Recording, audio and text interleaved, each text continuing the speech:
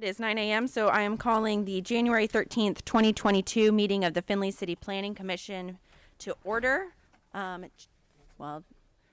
Jacob just walked out, so I guess we'll hold a second for a roll call. All right. Well, I jumped the gun, so we'll hold a hot second. We good?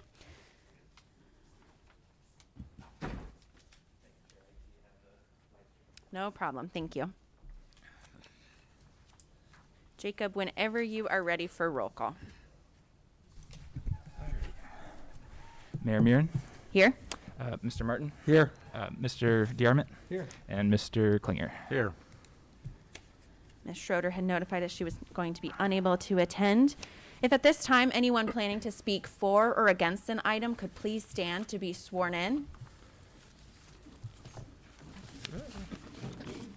Please raise your right hand and acknowledge following the statement by Jacob. Okay. We got one more. We'll swear you in too, Phil. Do you affirm that all the testimony and evidence you are about to give in a case before this commission this day will be the truth, the whole truth, and nothing but the truth, and will conform to the facts of the case and the rules of this commission? This you affirm under the pains and penalties of perjury? Please say I do if you acknowledge. All right, thank you. You may be seated. Approval of the prior meeting minutes. Let's see. Got them shoved in here somewhere. So from the December meeting, were there any corrections or additions that needed to occur? I had no comments. I'll move to approve. Second.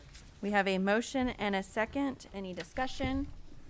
All in favor, please say aye. Aye. Any opposed, nay. Minutes have passed. Items tabled from the December 9th, 2021 meeting.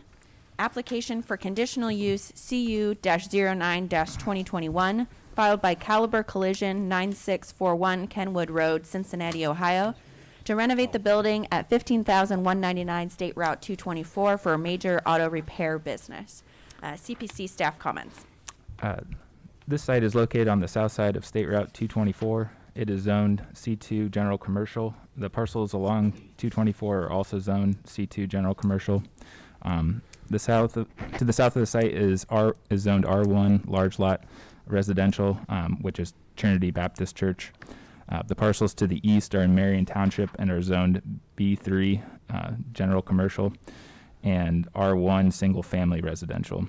It is not located within a 100-year floodplain, and the City of Findlay land use map designates the area as regional commercial. Parcel history: this site is the former location of Taylor Hyundai and has been vacant since they relocated. The applicant is proposing to locate a major auto repair business in the main building on the site. The applicant would like to install a 6-foot-high privacy fence around the buildings and with gates allowing access to the back of the property. During the December meeting, City Planning Commission asked why the fence on the east side of the lot was not flush with the neighbors, and the applicant indicated that the fence on the neighbor's property was 10 feet off the property line, so that was part of the reason for that gap. Applicant will not be changing the existing size of the buildings. All the changes to the buildings will be interior. As a conditional use, all automotive repair must be done in the interior of the building, and cars may not stay on the site more than 30 days and must be parked on a hard, dust-free surface. Since this December meeting, 2 items have been addressed on the site plan. There's a gate on that's been added to the south end of the property to allow maintenance equipment to access the pond on the south of the property. The fence at the front of the main building has been moved so that it will not impede the handicapped. This is the old, the following items were listed as items for the applicant to address in today's meeting. One is to clarify the buildings will be used for repair work, clarify which buildings will be used for repair work, and remind them that the doors must remain closed during operations.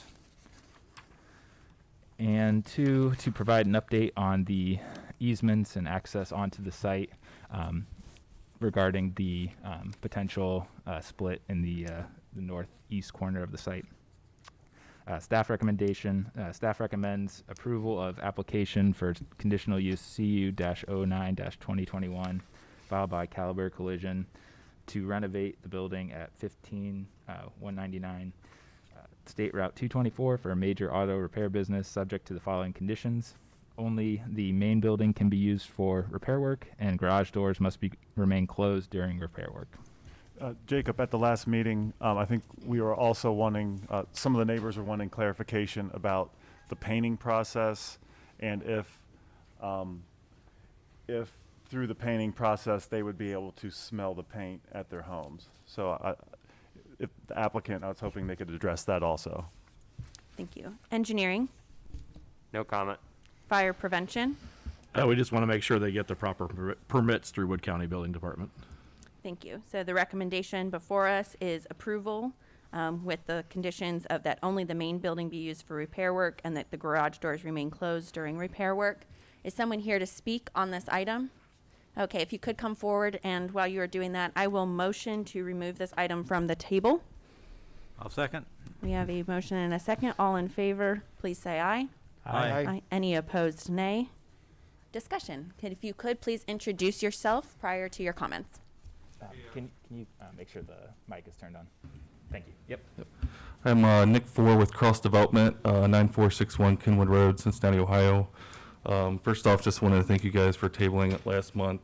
We had some sickness going around the office, so it's appreciated. So we can come back up today and speak and answer any questions you guys may have. Jacob, thanks for explaining the site-specific details. I think Eric may have explained all this last month, but I can run through it again. As far as Caliber Collision's operations go, Caliber is one of the largest auto repair facilities in the country with over 1,000 locations. Typical business hours are Monday through Friday, roughly 8 a.m. to 6 p.m. For a store this size, we're looking at around 15 employees. Customers that come to the store each day are roughly from 4 to 6. That includes a couple drop-offs, two pickups, 2 estimates. As far as the paint booth concerns, all painting is isolated within a state-of-the-art paint booth. So all odors and pollutions are limited through that area. I've even been told by some of the vendors that the paint booth are so good these days that you can stand in there without a mask. So I don't think there's any pollution or odors to worry about. And then all of the necessary EPA-related permits are obtained by Caliber and their paint booth vendor as well. Just as far as noise, the doors being shut is no issues. That's standard practice for Caliber Collision. So the doors will always be shut during business hours. That'll help with any noise. I think the way that it's been best explained to me and the way that sound studies have showed it is that traffic on the street is actually louder than any noise coming from the buildings. And as far as these 2 buildings go, there will be offices in the front building and auto repair being completed in that building as well. And then the building on the east side of the property, there'll be repair work being completed there as well. But the doors do face west, so any noise would go in that direction. But like I said, the noise is so minimal that the traffic on the street is louder. And I think our sound studies have also shown that the noise is comparable to a quiet library as well. I think that covers mostly everything. I'm open to answer any questions you guys may have. Thank you. Any initial questions from the committee? Yes, is this a franchise business with Caliber? So I mean, is it a franchise that you purchase, or is it is everything owned by the company, yeah. So it's owned by us, it's owned by our company, and then operated by Caliber Collision. So Caliber is a private, corporate company, but they do operate all of their facilities. Okay, so it's not a franchise where, That's correct. okay. Yep.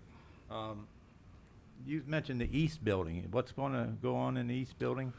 There's a laser pointer there if you have. Yeah, so the east building, there'll be some repair work completed within that building as well.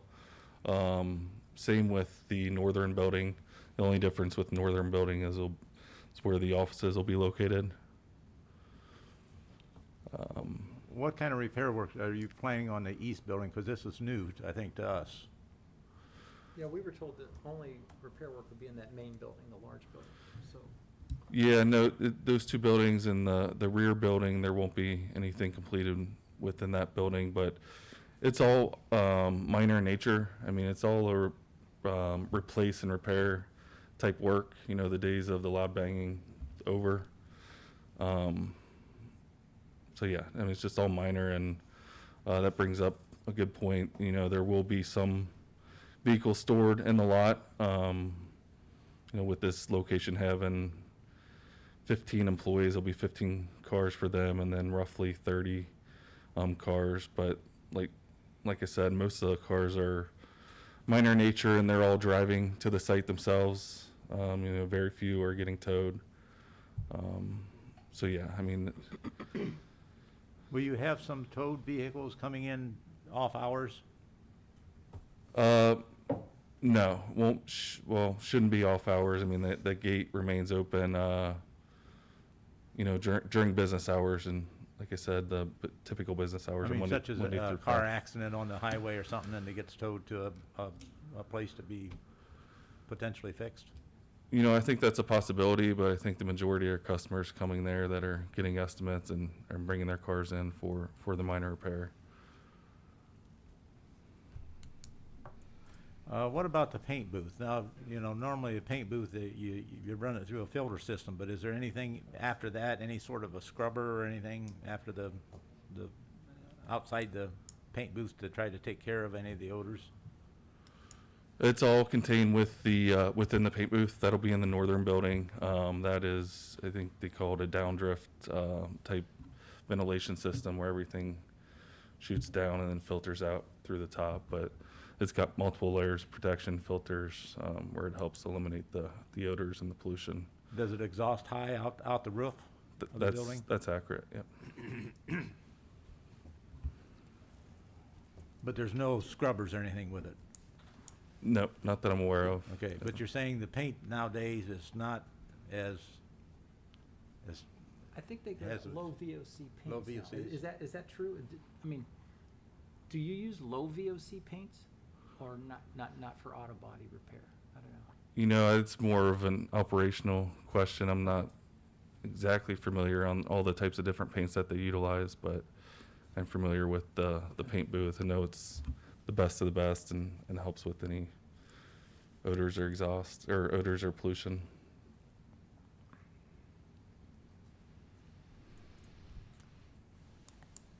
And like I said, I mean, they've got to run through the proper channels and go through the EPA for the proper permits, and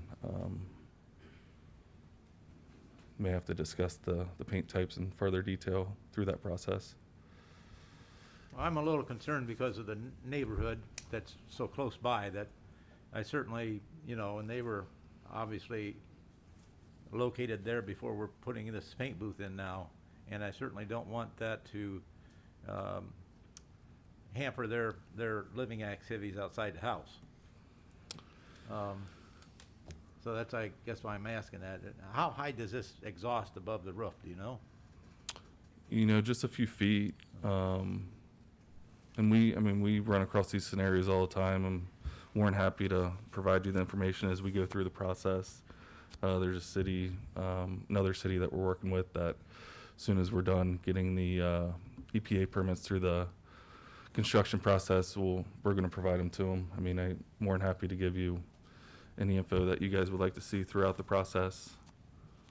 Well, I guess that's what I thought we were gonna see today, because, that's, you can say you're gonna provide that, but if we give approval to this now, we kinda lose any control over what that might bring upon the neighbors next door.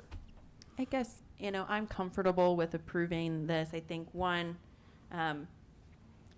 this, obviously previously was the car dealership, and I feel like you had much more traffic. You would have had, they had the repair shop, they had the maintenance shop.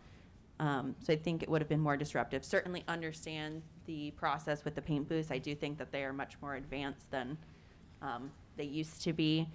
And I think that obviously they are going through the proper permitting. This is also a conditional use. So, you have a responsibility and understanding that you can put as much money into this location. If we start seeing significant issues or we have complaints and have an air quality test done and there's an issue, then we can pull the permit at any time. So I guess, the responsibility falls to you once we have made this decision to be in compliance and not, the last thing I like is getting a bunch of phone calls at my office, people saying, well, we're having problems. So I think we do have the ability to hold them accountable if we have issues down the road. I appreciate that. And, some things that the other cities have done, is conditionally approve, contingent upon providing, documentation about the paint booth and the EPA permits and so on. Are there any issues about the entrance area? Yes. I think I'd like to add another condition to this too, and that is that the further east entrance either be abandoned and closed, or that the sign and flag base be removed, one or the other. Okay, yeah, I think that's understandable. More than likely, that outlot's going to be someone else's. I think they're going to want to utilize that drive, so that, and if that's the case, then that signage would have to be removed. Okay, but that would be part of this approval. Understood. Yeah.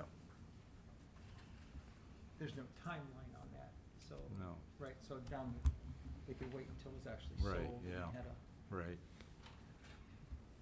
or do we want to put a timeline? Is that something you want right away? No, I think it's really primarily when that lot gets sold that it would be Okay. a concern.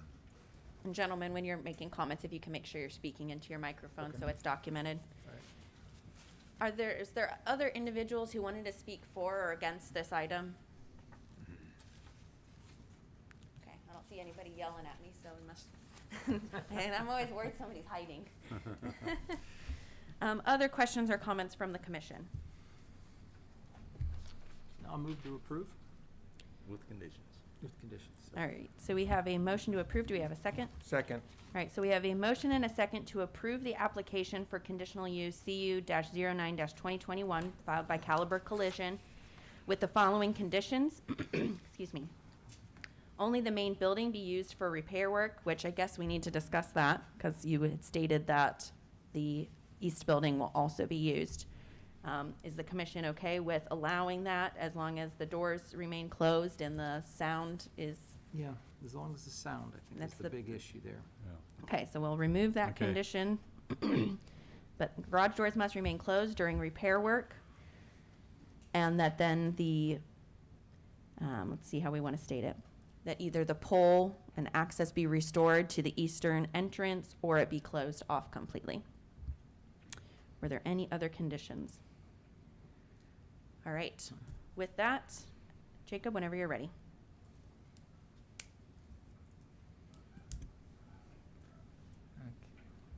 Did we have a Yeah, second? I don't- Yes. Okay. Sorry. That was my question. Okay. Mr. Martin? Aye. Mr. DeArmond? Aye. Mr. Klinger? Aye. Mayor Murin? Aye. All right, thank you. Thank you, appreciate it. Good luck. Thank you. Just real quick, I sent a text message to the applicant for the first conditional use, and she got stuck at work and will not be able to make it, so she has requested to table it for February's meeting. So Brittany Robinson? Correct. Okay, so moving on to new item number 1, alley/street vacation petition AV-01-2022 filed by KGD Properties Limited, 655 Fox Run Road, Suite B, Findlay, Ohio, to vacate the entire length of Heartland Court. CPC staff comments.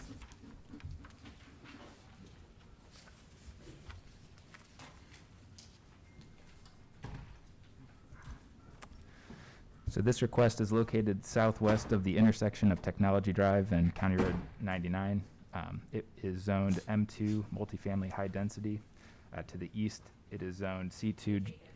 Up a little bit into your Yeah. mic. It is zoned, to the east, it's zoned C2 general commercial. To the south, it is zoned M2 multifamily high density.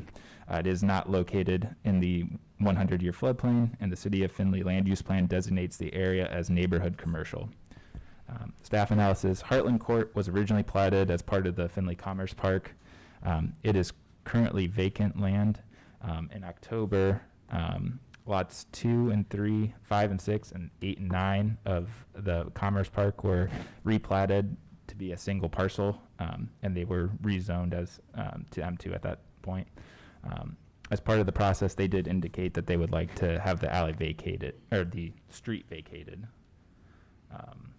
Staff recommendation: staff recommends approval of alley/street vacation petition AV-01-2022 filed by KGD Properties Limited to vacate the entire length of Heartland Court. Thank you. I see no comment from engineering or fire prevention. So the recommendation before us is approval for the alley vacation. Is there anyone here to speak on this item? Only if you need me to say anything. Well, Mr. Rooney, I think it is pretty cut and dry. I think so too. So I actually will motion to approve. I know this item was kind of discussed when they brought forth the rezoning and a number of items. It's all their lots and properties, so of ease of development, I will motion to approve as submitted. I'll second. Any other discussion? Was there anyone who wanted to speak against this item? All right, Jacob, whenever you're ready.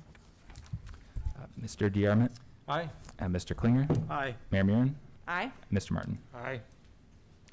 Thank you. Well, that's probably the Got off easy. shortest one ever. All right, as stated, application number 2 for conditional use is not present, so I will motion to table conditional use application CU-01-2022. Second. We have a motion and a second. Jacob, whenever you're ready. Okay, Mayor Murin, Aye. Mr. Martin, Aye. Mr. DeArmond, Aye. and Mr. Klinger. Aye. All right, thank you. Moving on to new item number 3, application for conditional use CU-02-2022 filed by Chris Schmitz to operate a bed and breakfast at 2816 North Main Street, Findlay. CPC staff comments.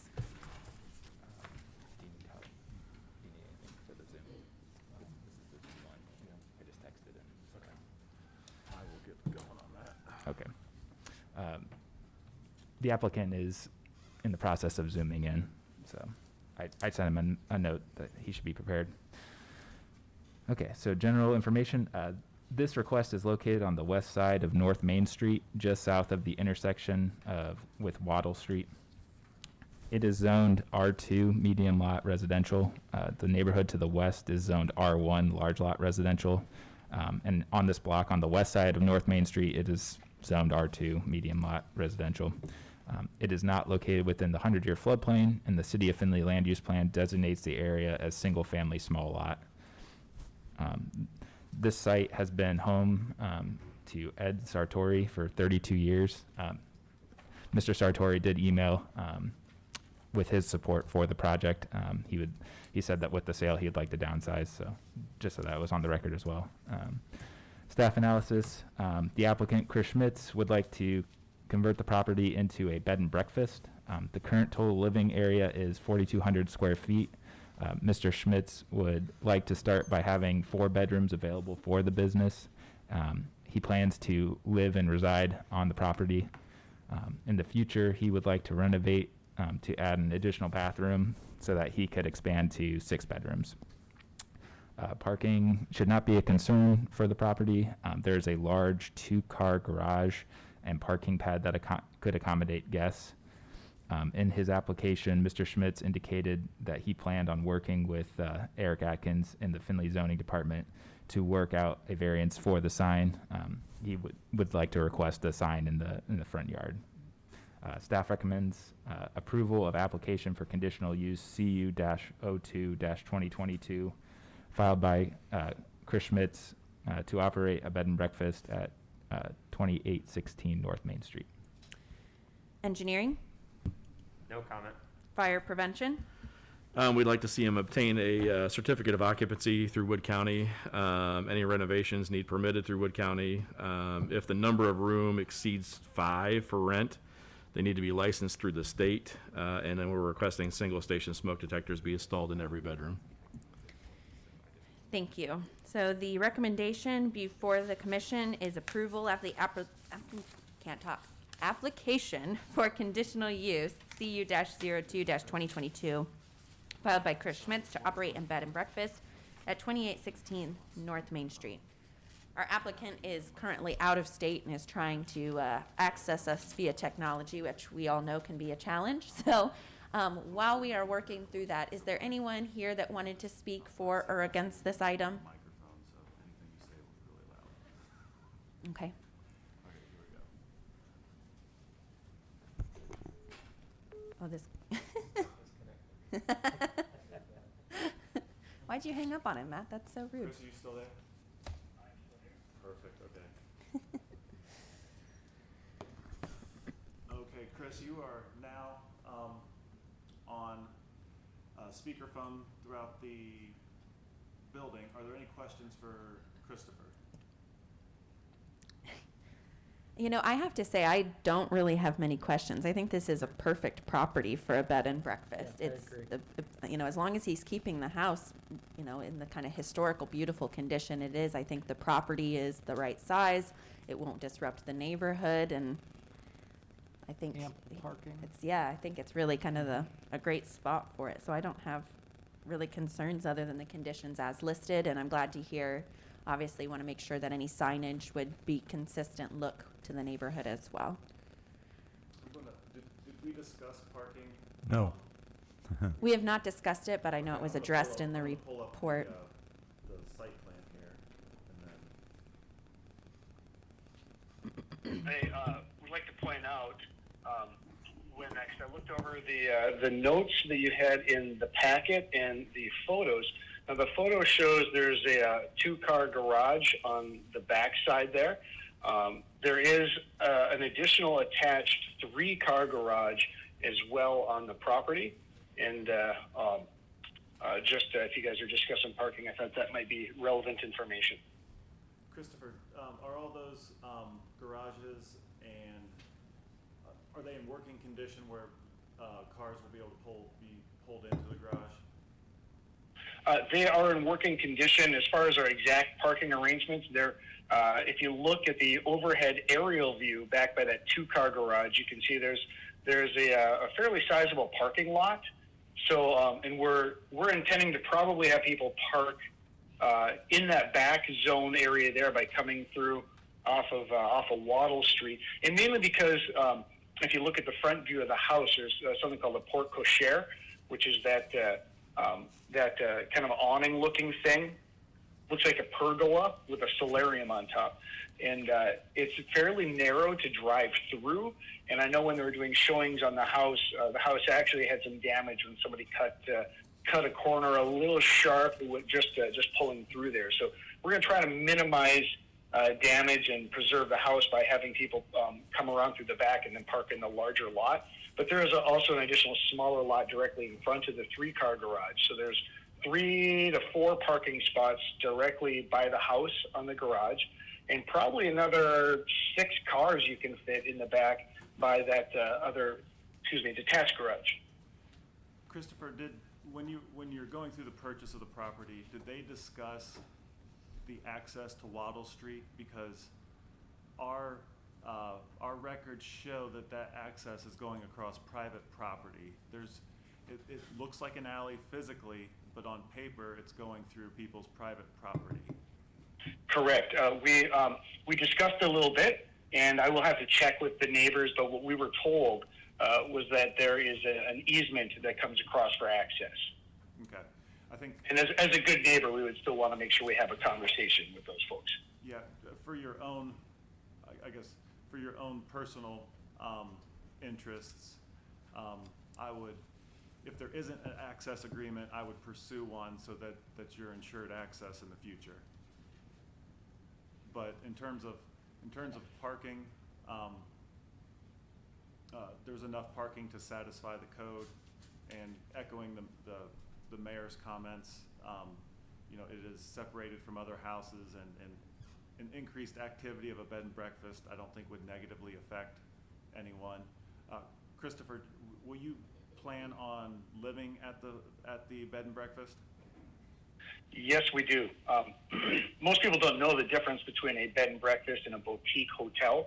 A bed and breakfast means that the innkeepers live on site or has an innkeeper on site for 24 hours, whereas a boutique hotel means that you do not necessarily have that. So you might live in your own residence that will be separate. So we plan to be a fully functional bed and breakfast. So my wife and I will live on site. And we have kind of a 3-phase plan on how exactly we would handle that and begin to expand some rooms. I know that was all in the packet, and we're very excited about the opportunity. Christopher, have you contacted Wood County? Wood County does the commercial building inspections for the city of Findlay. I don't know that this falls under their jurisdiction, but I think that would be good information for you to know so that you don't get caught in having to have ADA accessible items or different things. So I would check with Wood County.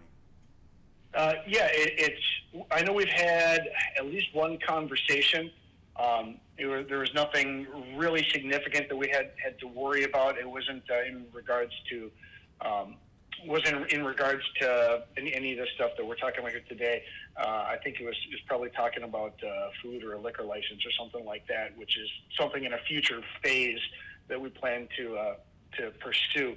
No, that's something that I will definitely have to have that conversation. And I do know the property itself is currently registered historic, and I'm sure that we would likely to be grandfathered in on certain things, knowing that there's really no way to make this property ADA compliant. Just the age of the house and the character of the house to do it would dramatically change the character and the functionality of the house, and would likely lose its historical status were that the case.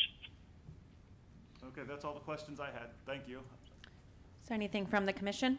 Yes, if we have an issue with the back access, a possibility would be expand the driveway up by the portico to where the traffic goes around that, so that you're not trying to squeeze cars through that very narrow space. The other thing is, too, that if you have up to 5 rooms, that's 5 cars plus your own. I'm assuming, and I didn't look at this close enough, I guess, but the garage is that addition right to the west of the house? I'm putting my hand over it. Yeah. About right back in there? I'm looking at it. I think, which garage are we talking about? The one that you said you had attached garage? The attached garage is going to be to the south, and if you're looking at the overhead view, it's kind of down in the shadows, and you almost can't see it. I don't know where that's at. It must be right there then, yeah. Oh, I don't know, yeah. We okay. believe we've located it. Okay. That's the yellow portion of the house, I think, that's been added on at one time, right? Yeah, it's the add-on part. It looks like, I don't have the exact history, but I think that was probably an addition, probably 20s or 30s, probably about the time the house got plumbing. Okay, It's right there. yeah. Are you opposed to expanding the parking a little in the back if we need to, simply because I don't, if you got 5 cars, unless you're letting somebody park in the garage, you're gonna end up blocking the garage, I guess, the detached garage that's on the west side. I mean, we're not opposed to that. Okay, So yeah, we do plan on utilizing the garage. okay. Yeah, I think that's something just for the owner to be aware of, since Yeah. they meet the requirements of the district. And certainly, you'll get complaints from occupants if they have significant issues. So I think that's something to kind of address down the road. Other comments from the commission? Well, I think should we add as a condition that an easement be put on the back property access there? Should that be a conditional? I think I'm- since they have I'm other comfortable- access. I mean, he has access from Main Street. Yeah, true. And so if I'm comfortable if he lost the access to Wattle Street, Okay. that's more of an issue that he has to deal with than the Okay. city. All right, with that, I will motion to approve as submitted. I'll second. We have a motion and a second. Any other discussion? All right, Jacob, whenever you're ready. Mr. Martin? Aye. Mr. DeArmond? Aye. Mr. Klinger? Aye. Mayor Murin? Aye. All right, thank you. Appreciate, Chris, you being on the phone. Thank you. Thanks, Christopher. Jacob will catch up with you later today. All right, thank you. Goodbye. Yeah. Good luck. All right, so item number 4, application for zoning amendment ZA-01-2022 filed by Provision Living to rezone parcel 620010220082 located at the southwest corner of the intersection of Township Road 145 and South Main Street from C2 General Commercial to M2 Multifamily High Density. CPC staff comments. Okay, so this parcel is located on the southwest corner of the intersection of Township Road 145 and South Main Street. It is zoned C2 General Commercial.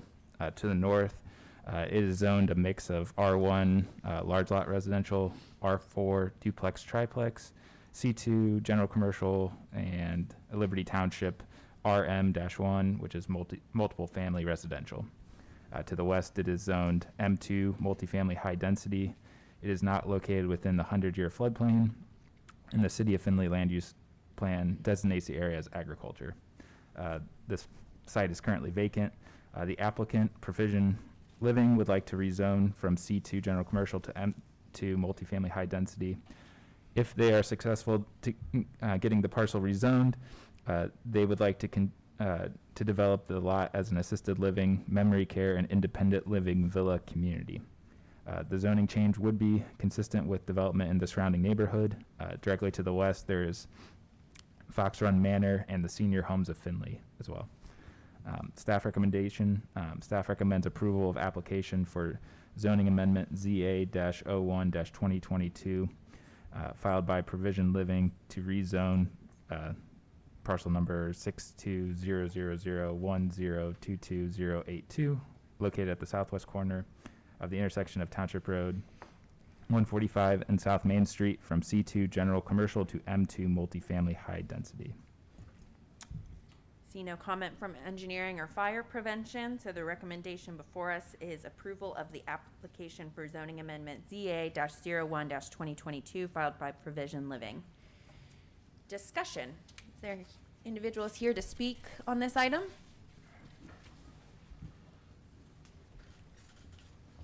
And if you could, please make sure the microphone's on and introduce yourself before speaking. Is the mic on? Sounds like it is. My name is Dave Bayless. I'm the applicant. I'm also the owner of Provision Living. And I just wanted to get up, introduce myself, and let you know that I'm here if there are any questions. We're based in St. Louis, and we're owner and operators of assisted living and independent living communities throughout the Midwest. And we look forward to working with the City of Findlay to move this through and then become part of the community to serve the seniors within Findlay. And I'm happy to answer any questions. So to clarify, if I may, there's nursing home and then there's senior living there. Correct. Are you affiliated with them in any capacity or no? We are not. Okay. And our product is different. It'll be very complementary to what's already there. Would this be kind of, would the term, I guess, the term market rate, or would this be a state tax credit project? Market rate, Okay. private pay. Do you anticipate the villas and the assisted living memory care to be constructed at the same time, or is this a phased project? We would phase it. We would start with the main building and then probably half of the villas. And once those are underway and filled, we would schedule the rest of the villas. What we like to do is complete the first phase of villas so residents can move in, and then we control the construction So, as we're finishing the rest of the villas, it's out of the way of everybody, associates and residents and so forth. Jacob, did you mention in your staff report that this is out of the floodplain? Okay. I know the floodplain's very near. I just want to make sure it's out of the floodplain. I think that this is a pretty straightforward rezone, consistent with the area, not disruptive, and obviously look forward to seeing the site plans to make sure that it works within the existing footprint. But I will motion to, well, let me pause. Is there anyone else here that wanted to speak for or against this item? Okay, I will motion to approve as submitted. Second? Any other discussion? All right, Jacob, whenever you're ready. Mr. DeArmond? Aye. Mr. Klinger? Aye. Mayor Murin? Aye. Mr. Martin? Aye. All right, thank you very much. The Planning and Zoning Committee of Council meets at noon. Yes. Right next door. Okay. Can I go there right now? No, I'm kidding.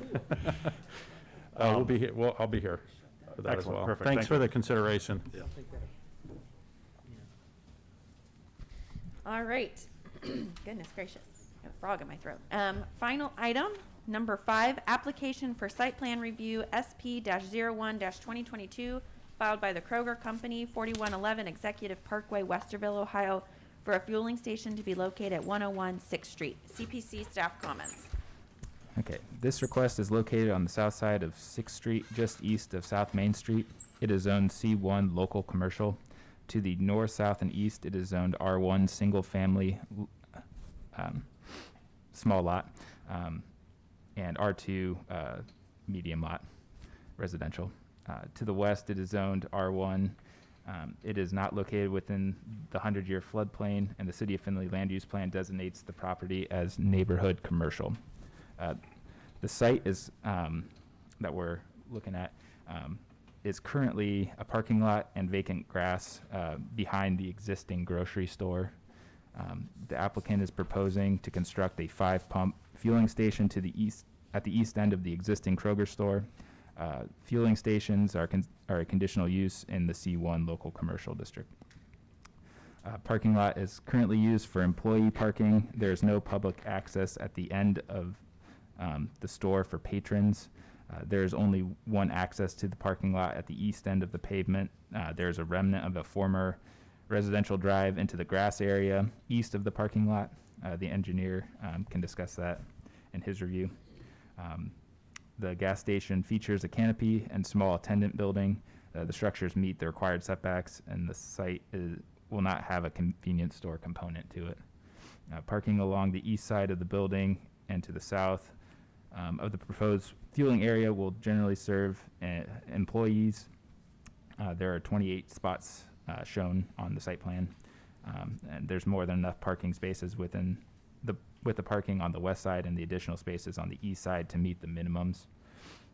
Although the plan can meet our bare minimum requirements, the site is small and has the potential to exacerbate existing site issues. We can only assume that the drive at the south end of the store will have added traffic with patrons getting gas and then going around the building to get to the main entrance. The site plan indicated that the south drive would only be one way from the east of the site to the west of the site, or from the gas station to the main parking lot.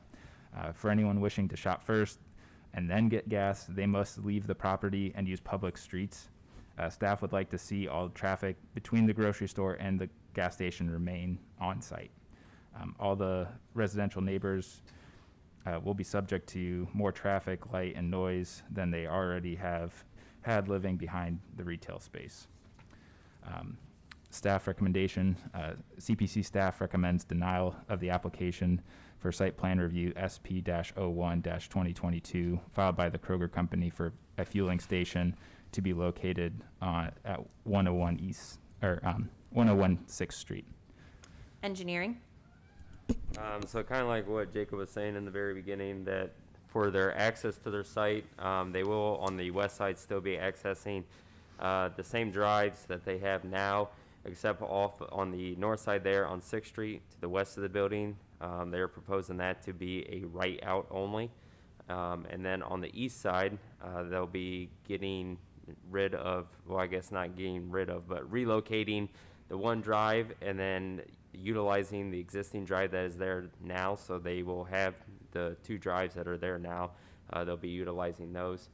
Some of the concerns I have with the utilities, just kind of I guess a point of clarification. The storm sewer that you guys are that you are showing to tie into, that is a concrete sewer. I'm fine with the doghouse with that, so just kind of let you guys know that is a concrete sewer. And then the water line, that street has just been paved, and you will be going to the north side of the street. So you would be working with our water shop on that when you go to do the tap, but that would probably most likely be bored underneath 6th Street. And then location of your meter pit would just have to be moved accordingly, so that way we're not in pavement sections or anything like that. Some of the concerns that I have, it's kind of more of the traffic movement, like what Jacob was saying. You know, down here they do show the truck going to only utilizing 2 lanes to get back out onto Main Street, but in order to do that, that truck has to pretty much set up on the south side of that driveway, which is now taking away access for people coming in off of Main Street.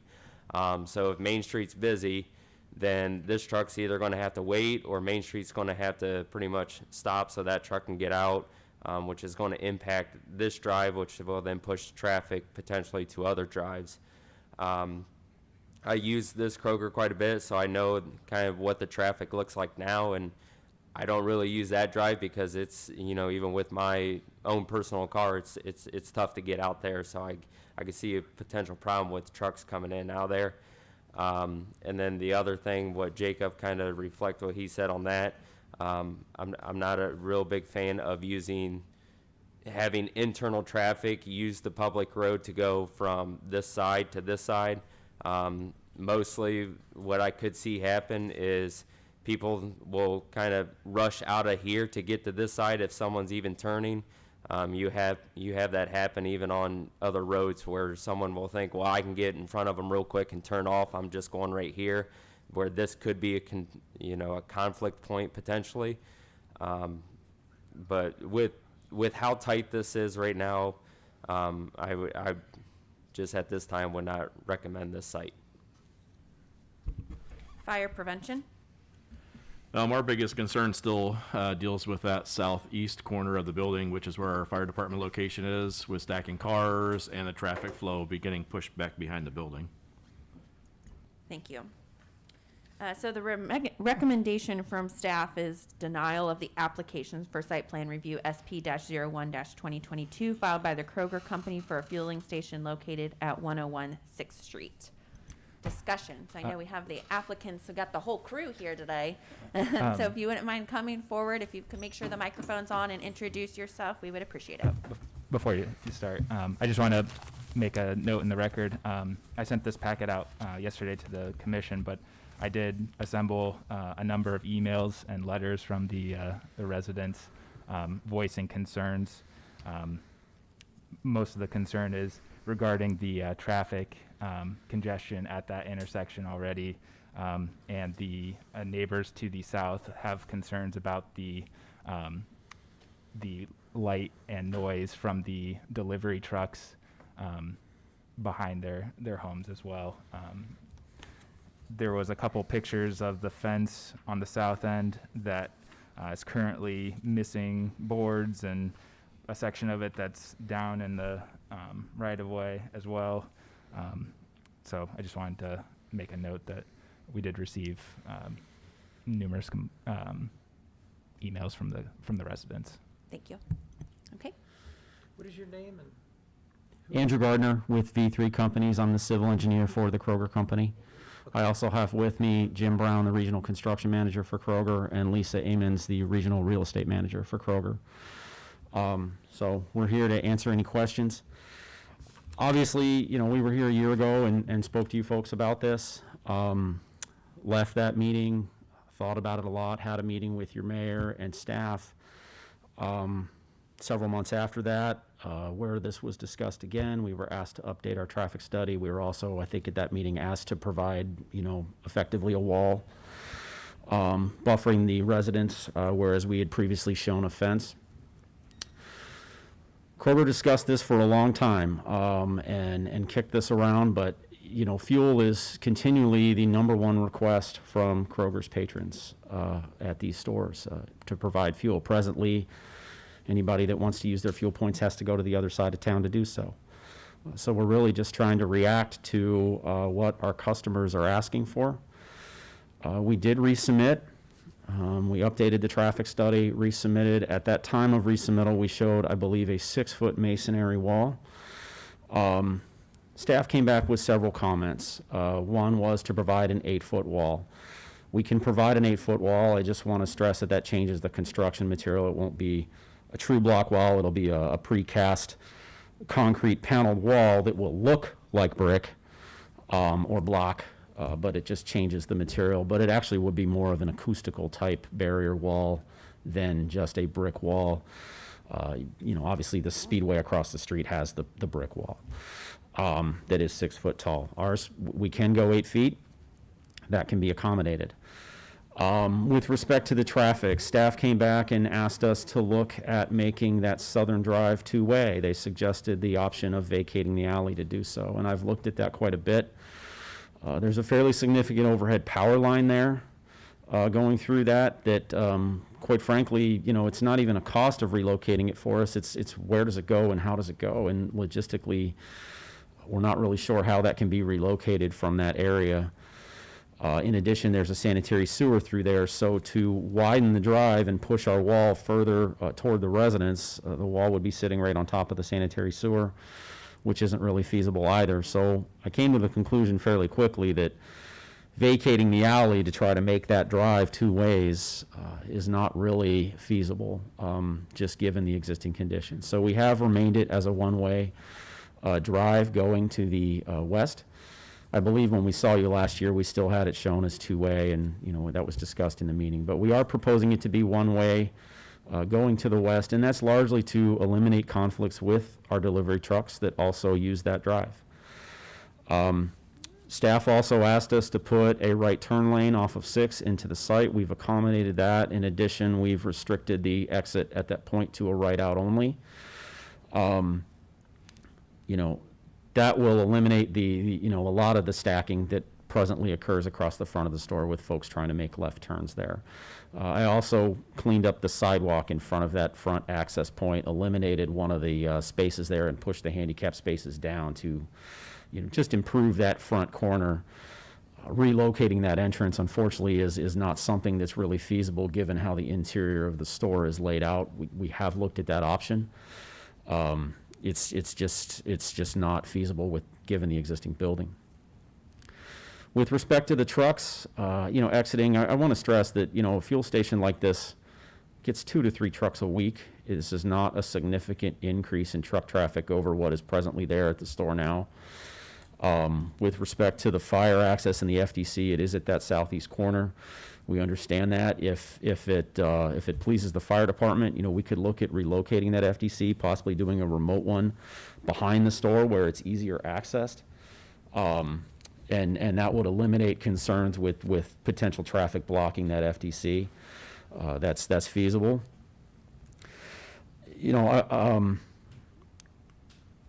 We feel we're meeting the requirements of the code. The site is already zoned for this. It is a conditional use. We've located the tanks away from the road. We are providing level 2 screening for the residents. We're really trying to be as good of neighbors as possible to the residents with landscaping and screening. We understand their concerns. This is an opportunity for us to invest in this site, really clean up the fence line, put a nice new screening in there for those residents. We certainly understand and are sympathetic to the traffic concerns, but we honestly think this will be an improvement for this site, and we are asking for your consideration. With that, I'm happy to answer any questions. I appreciate the feedback and update, and I also appreciate your willingness to meet with us and kind of listen to our concerns. And I think you have done the best with the site that you have. And I think that my concern continues to be that we're trying to fit we're trying to fit a size 10 into a size 2, in my opinion. And that there's significant safety concerns, which is the primary responsibility. You know, I think that the 8-foot wall and landscaping and those different things will help with the noise and kind of the neighborhood impact. But the flow and conflict points with pedestrians in your parking lot, with multiple cars trying to access 6th Street and trying to get onto Main Street, it's just rough already. And so that is kind of what I'm trying to process through, is how we can justify putting residents in further danger by increasing the traffic and a negative flow on the property. So, may I respond to that? You may, of course, yeah. We did have a traffic study done and updated.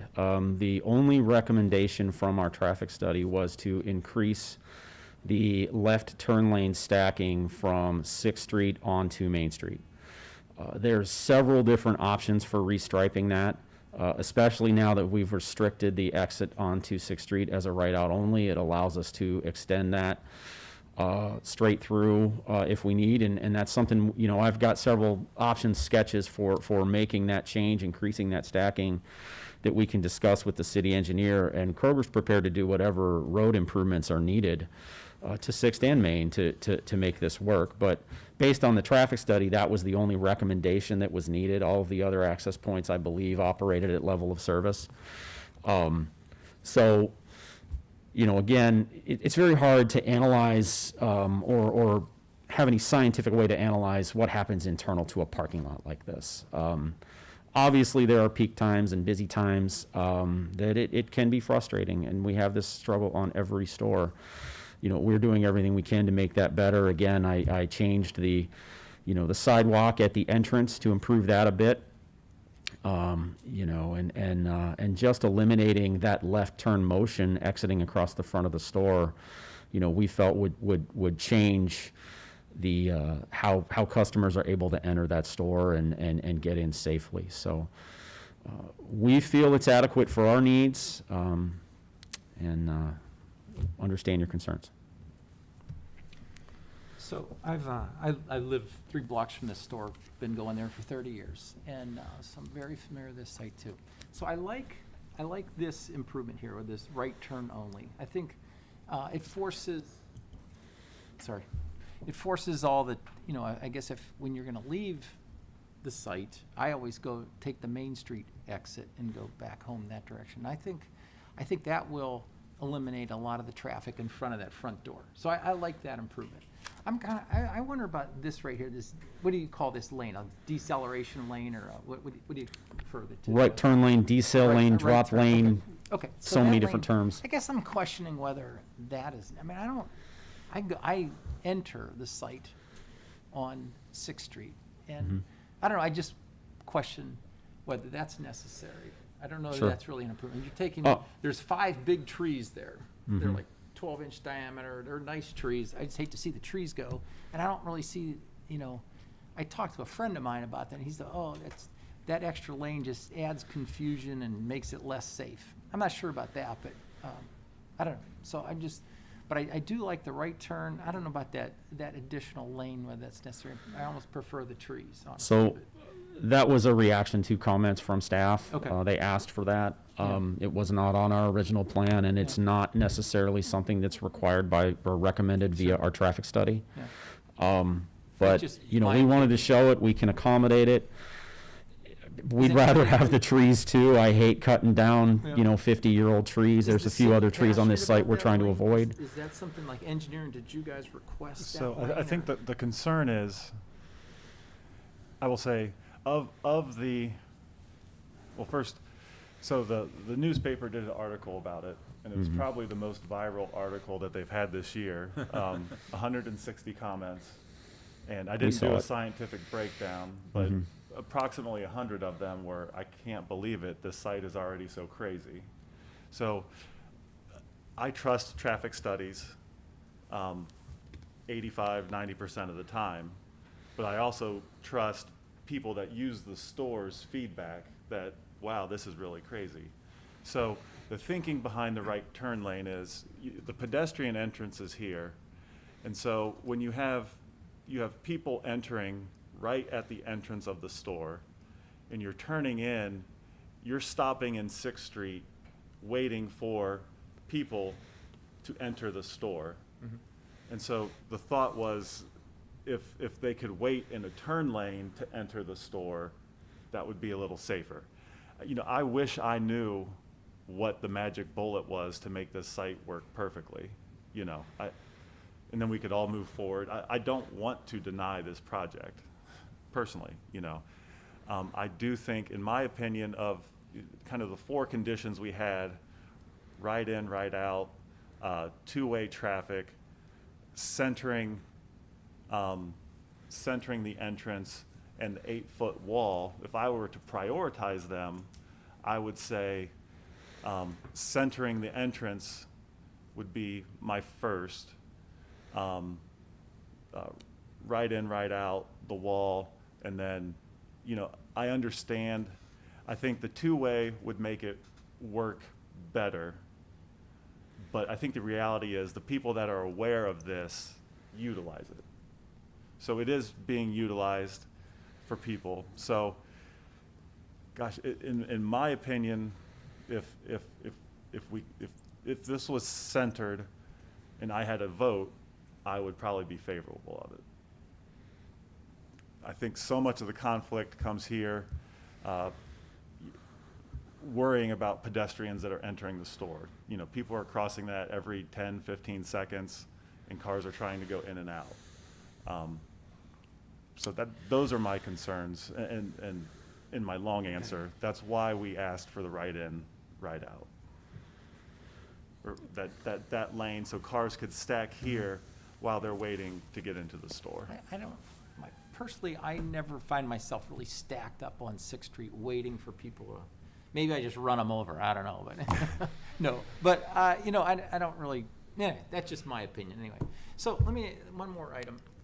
When you're down at this exit, you're turning, I turn right on Main Street typically. Man, that's a hard, I don't know what you almost have to make that turn so wide.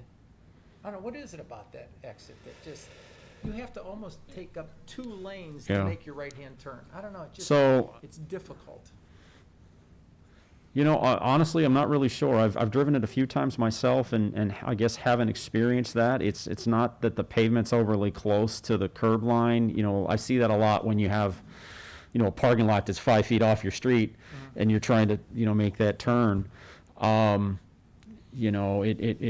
And that might be something we can look at with, obviously, if you see that right now, we're proposing to improve that radius of curb just for trucks, because right now, if I model this, trucks are running over that curb line. So we are proposing. There's always a big mud puddle right Yeah, here. well, we're obviously proposing to improve that, which should fix that concern. Right. I see that on a lot of older sites. They didn't think about things like that back then. They just had a standard of, you got a 10-foot radius. And now we actually have tools and understand how to model this stuff, so we can see where the rear trucks, tires are going and stuff, and change those radiuses to keep them from running over it. So that should improve that, not only for the trucks, but for the consumers as well.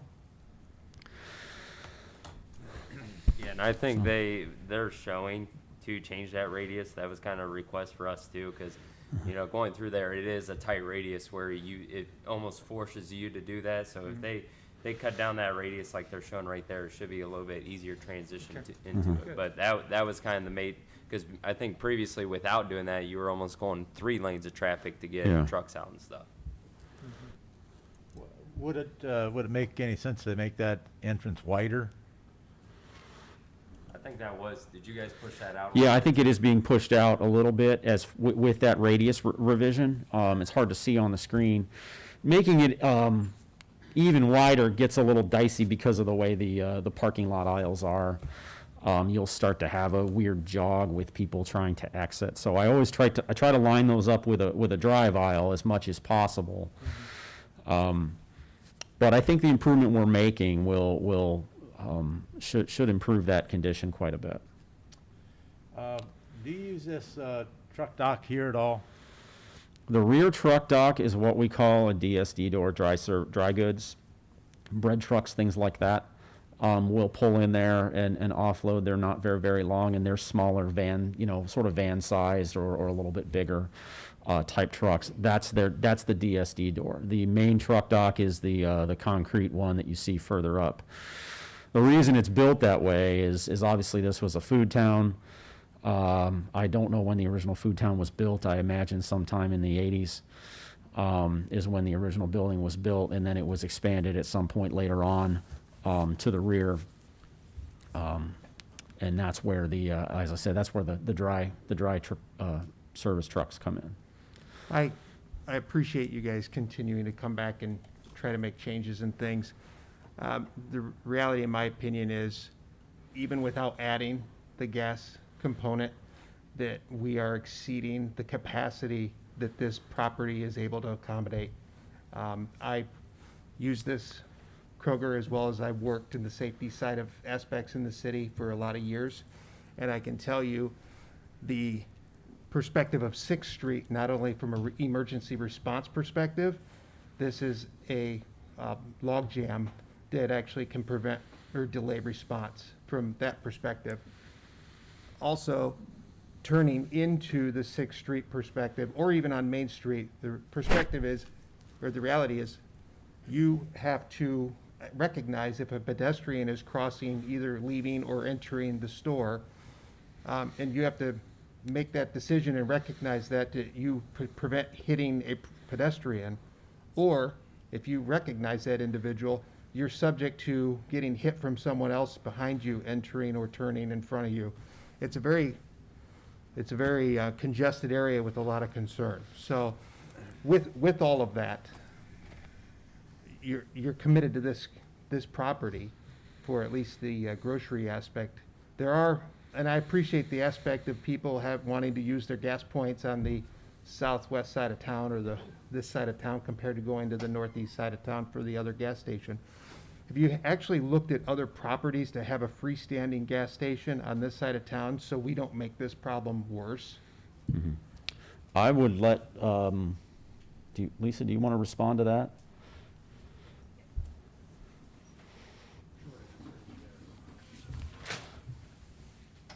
The short answer is yes, but.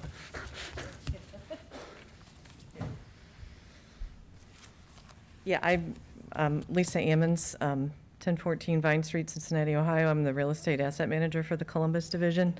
It's my understanding that previously that we have looked off-site for other locations.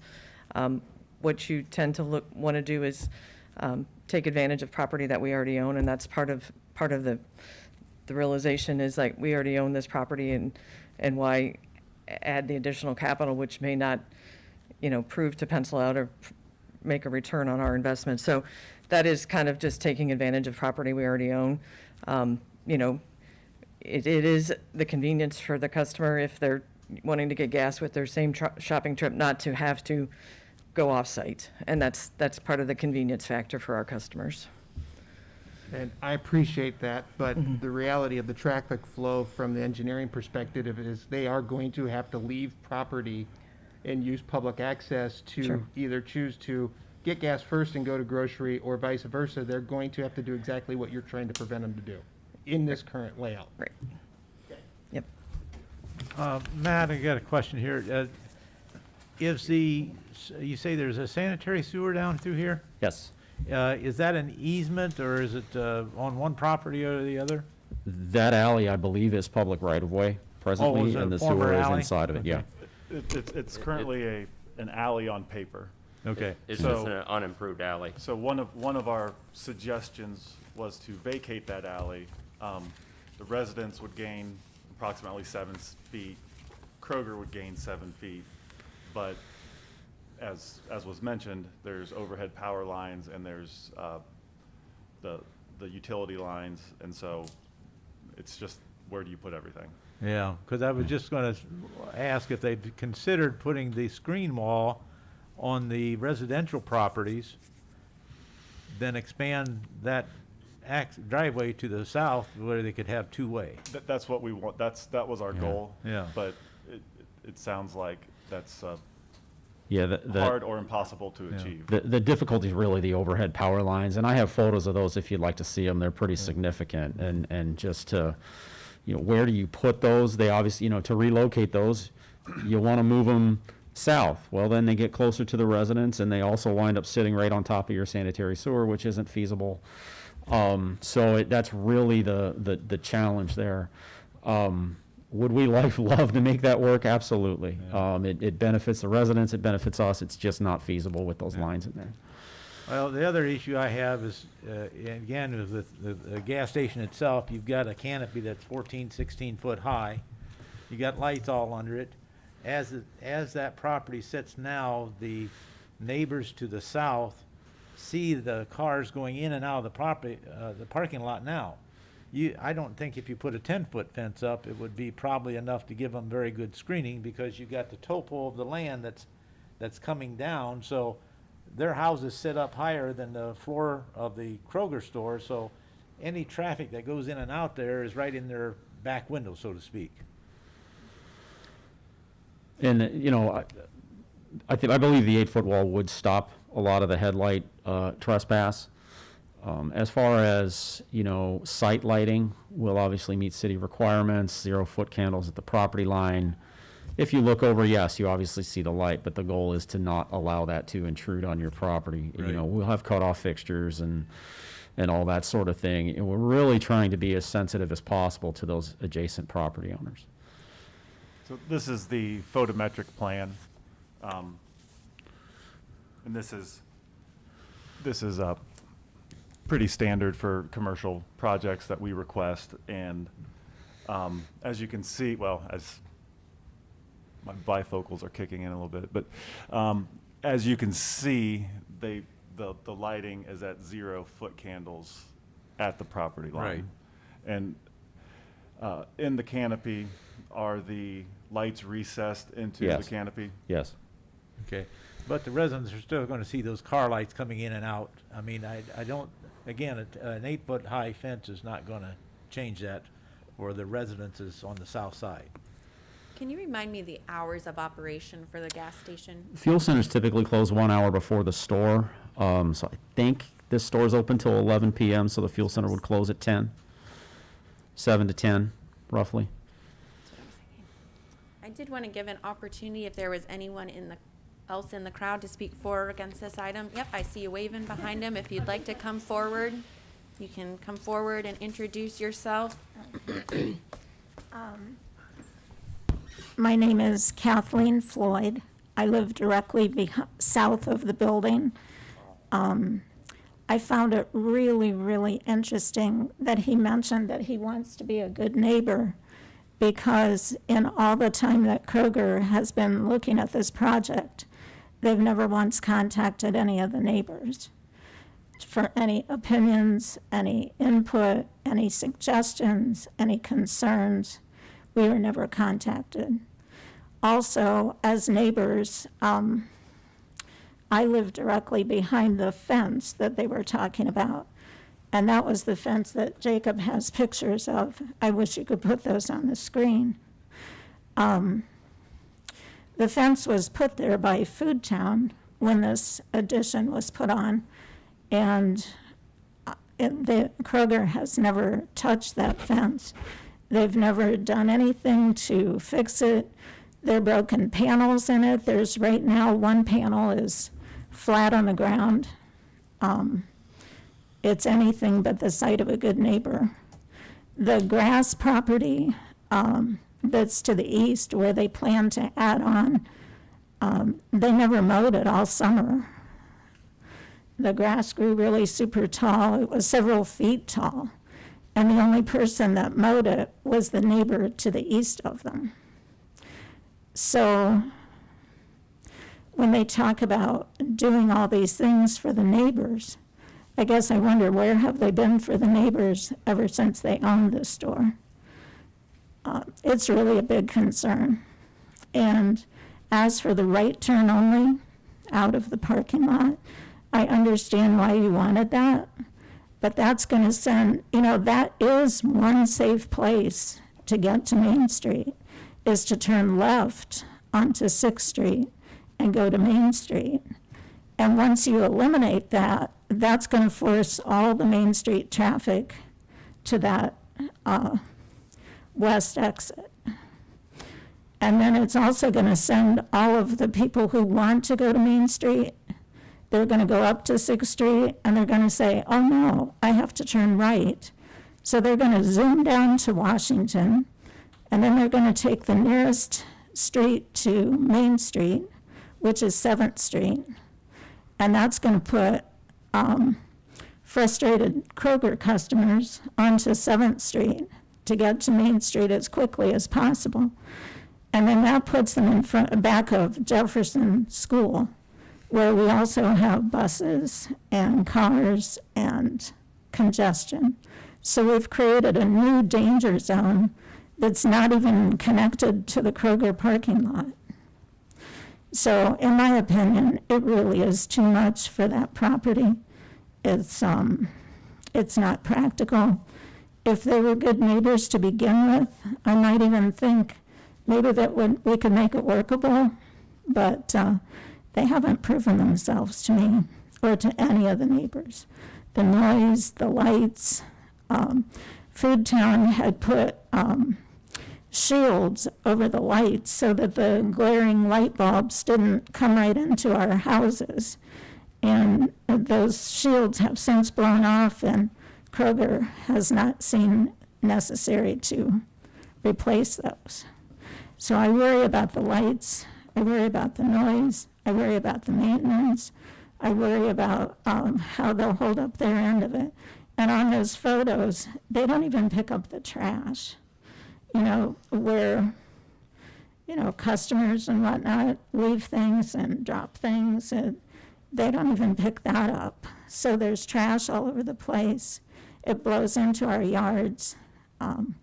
They didn't seem to care about us all this time, so I worry about this plan, and I would strongly, strongly urge that you turn it down. Also, I might, one other thing, you were talking about pedestrians.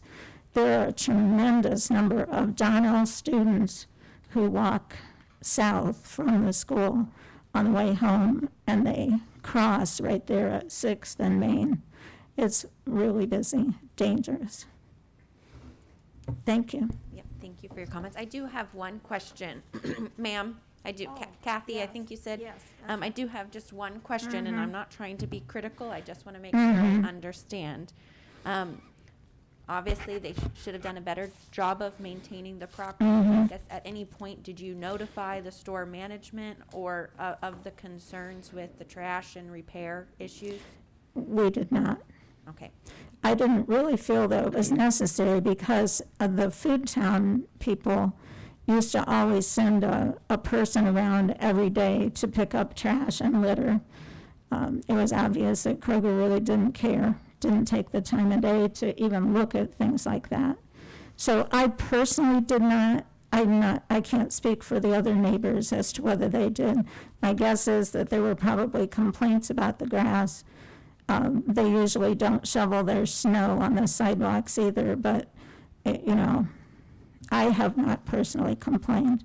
So I only speak for myself, really, on that. That's always wise. Yeah. Thank you. Uh-huh. And then Eric, I see you reacting. Did you want to make a comment? Yeah, our department unfortunately has never received any kind of complaints on the site. So if we were to receive a complaint about high grass, we would have notified Kroger. I'm sure they would have rectified the situation. Even with the dilapidated fences, the first that I've heard of it. So. Thank you. Yeah, sorry. Sir, you may, if you could please introduce yourself. Yeah, I'm Mike Key. I live at 301 6th Street, which is the property east of the proposed site. Just want to basically appreciate and recognize that I think you all have a great assessment of the situation there. Traffic, safety concerns, I think are all legitimate. And I'm not gonna get into whether Kroger's a good neighbor or not like that, but, you know, this year, for some reason, they did not take care of the lot. I've lived in that location for 11 years, and this was the first summer they didn't mow the lot and everything, so don't know what happened or anything there, but did not complain to the store. I just took care of it myself because it was an eyesore to the neighborhood and things. Like I said, you know, you guys live in the community, you use that store, you use that location, you know, you've talked about all the issues, and I think it's the right decision for the neighborhood to deny the permit. And also, gas stations, I understand the bit of reasons Kroger wants to do it to increase store revenue and provide the convenience for their customers, but it really doesn't bring any benefit to the community with the Speedway gas station right there across the street already. So that's basically what I just wanted to say there. Thank you.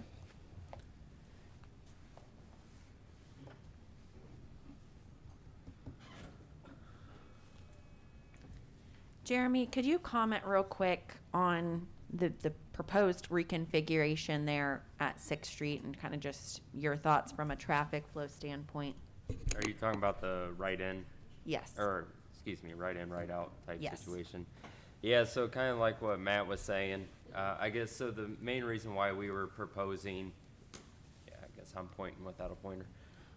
Main reason why we were kind of doing this was so that way we didn't have, with the conflict of pedestrians coming across there, we wanted to try to get these vehicles out, so that way they're not sitting there waiting to turn left.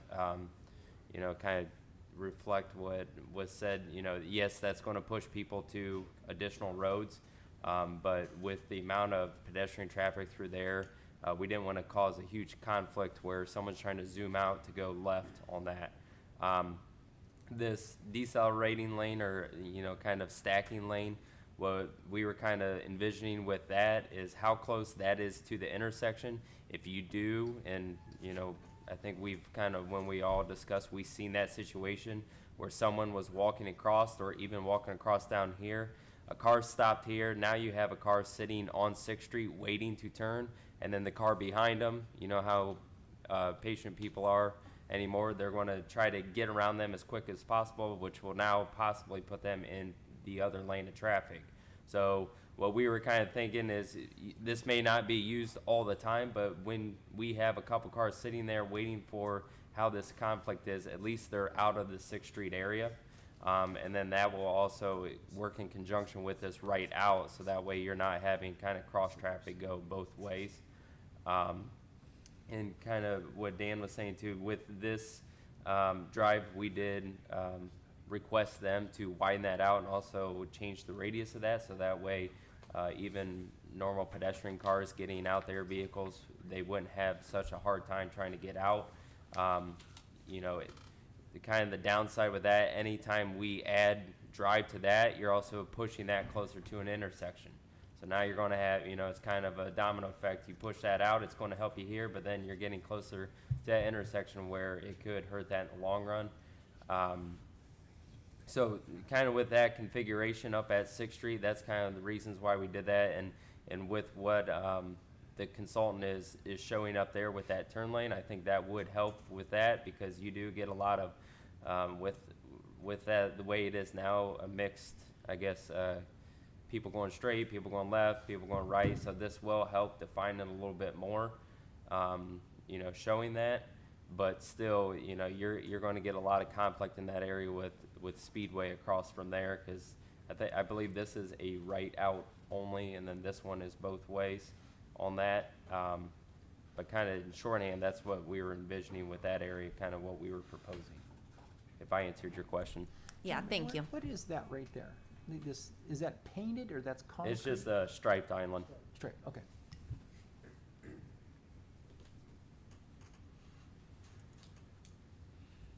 So with that stripe there, when you come out of that Speedway, with that stripe there, when you come out of Speedway, you can just still go left there, right? Even over those stripes? Well, this is a right out. That's right, only, yeah. but this one, yeah, Okay. I mean, it would have to be so they could accommodate, but pretty much that would still be able to go both ways as it is now. Okay. Now, the difference on Speedway's property is, it's a sign, is a suggestion, as if you witness it, where this would actually be a concrete this would actually be a concrete barrier, correct? Right here? When we're talking about the right in, right out of Kroger, Kroger, that would actually be an elevated, This is, so you couldn't just decide to turn No, left. I understand, yeah, okay, I'm good with that being concrete. My question was this right here, but this is just paint. So the people coming out of Speedway here can still go left?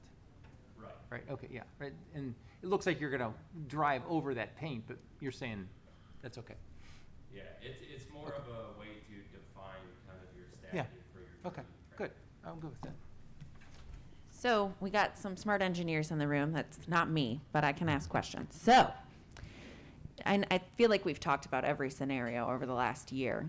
But I guess, again, trying to understand the pedestrian conflict points could we align the entrance and bump out the access point to Kroger to align it better with the Speedway entrances, which gives a better buffer area from folks coming out of the Kroger entrance, like the pedestrians.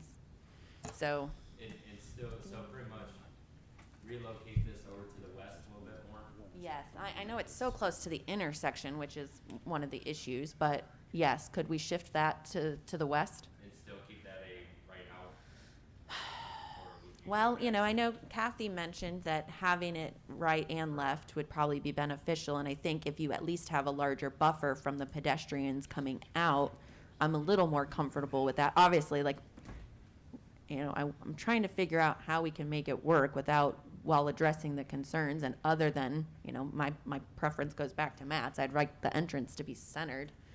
That's really ideal, but if, can we at least shift it so you give more buffer before the pedestrians are crossing? I mean, from my experience being out there with, with that type of traffic with pedestrian, because I came in that situation where traffic was pedestrians, that would push, push that conflict point away from it, or I guess it would alleviate it possibly, and it would line up straight across. The other thing we could possibly do with that is extend this down maybe one more parking spot. You're going to lose a parking spot, but at least you'll extend that out a little bit more, where now you wouldn't have someone crossing, a pedestrian crossing here, and then this car trying to back out and go forwards. I know the handicap isn't used as much, but maybe give that a little bit more buffer for the pedestrians to cross. And then, if you push that drive to the west a little bit, that's going to kind of not take away, but you're not going to have as much conflict with people going immediately in and out of the building compared to what is now. Thoughts on that? If you move that to the west and you want a left turn out of the parking lot, you're really looking at a 3-lane exit now. So that you all the time will have a right access, you'll have a left turn lane, because that's one that's going to get blocked up. And then, of course, the right lane in would free flow also. Even with the concrete island, trust me, you'll see people making left-hand turns there on occasion. I wouldn't do that. Oh, believe me, I've seen it. Do you guys, from an engineering standpoint, have any thoughts on that?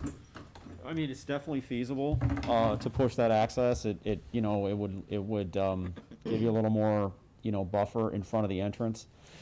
It would impact our parking lot a little bit. We might lose the first row of spaces this way just to better align that drive. And parking is obviously very tight. Just sitting here looking at it, one thing we could do too is where the 4 handicap spaces are in the middle of the lot, we could stripe a crosswalk across there like we have at some of our more traditional stores where the entrance is right there. We traditionally stripe an area and even put stop signs in if we needed to encourage pedestrians to cross at that point rather than going sort of straight to the door. That's obviously very simple and very easy to do. We could, push the handicap spaces down past that and stripe an area there, which would hopefully just encourage the pedestrians to cross at that point, then walk up the side of the store and in. You'd still have the random people that go straight for their car when you come out, but I think it would help some. you know, if shifting that entrance is something the city wants us to look at, we'll do it. You know, I think we're prepared to make whatever improvements we need to advance this project. You know, he's right. I think if we were going to try to maintain the left and right out there, that and I don't know what the width of that drive is right now, but we'd wind up with a 36-foot wide drive, pretty much 12 feet in and a left out and a right out.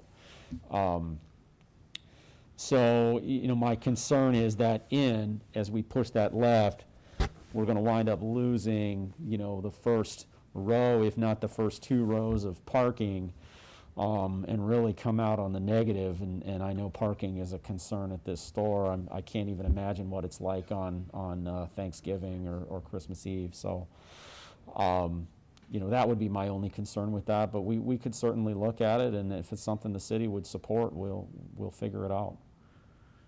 It was mentioned about the centering the entrance into the store. Have you taken a look at any alterations there that might enhance that? So I will say this store is slated for interior remodels. Kroger usually touches them every, 6 to 8 years, I believe. And you can correct me on that.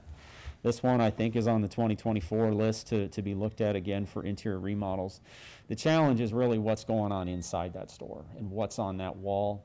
And I don't have the fixture plan in front of me. Do you happen to know what's inside there on that wall? Is it dairy? Is it bakery? Is it, it's a dairy case. So, that's really the challenge, is what's inside the store, and is there a logistical way to relocate everything to allow the entrance to be there? It would be a significant interior remodel. Again, it's something that we would probably look at on its cycle in 2024. But it is not something that we could easily do as part of this project.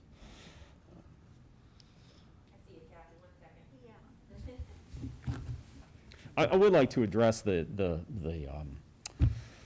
site maintenance concerns, and I would just, first of all, like to apologize on behalf of Kroger. That stuff I would encourage the residents, please, let the store managers know, complain. Otherwise, these folks are managing 50, 60 employees, however many it is, and a lot of other things going on in that store. If they don't know there's an issue, or they're not necessarily going to prioritize it, so please let them know. And that will also filter back to Kroger's operations team. Things like the fence are not necessarily something the store manager can fix. She's got to call operations and have them come fix it. So please let them know when you see these issues, and they won't ignore you. They'll address it. I think they will take care of it if we voice our concerns. Yeah. Miss Kathy, would you like to come forward again? Yeah, I was going to say that, really changing their plan totally. But, there used to be a gas station in the park where the main parking lot is right now. There was a small gas station there, and there was a small branch bank on the corner. What if they would shift the gas station to the Main Street side and turn the gas station area into the main parking? They would have to put a new customer entrance on the east side of the store, maybe keep some handicap parking on the west side and still maintain an entrance there. But, if you're even thinking about doing it, it seems like it would make more sense to put the gas station on Main Street and put customer parking and everything at the other end. I mean, if you're really looking at suggestions and you're really open to things. As part of our conversation this summer with Kroger, we wondered if they could have dual entrances, one in the front, one in the rear. That was discussed, and I think they've looked at that. Well, it seems like it would make more sense than putting it right in the middle of the neighborhood. It would be up on Main Street. Then you wouldn't have to worry about all your entrances and exits. They'd all be going around there, and all of your entrances for the parking lot would be in and off, for your customer parking, would be in and off 6th Street. Nobody would be worried about getting onto Main Street. There are doable things that you could do, but I don't think what they have on the table today isn't one of them. I appreciate your feedback, and as mentioned, we did discuss that a bit, and Okay. I agree a little bit that it would be better being obviously kind of on the main thoroughfare, but I also think we're gonna have really the same It's still- issues because you still have your parking split half and Right. half. You're still gonna have folks that are trying to get in one way or the other. So I think we would have similar issues, but I appreciate your feedback. Okay.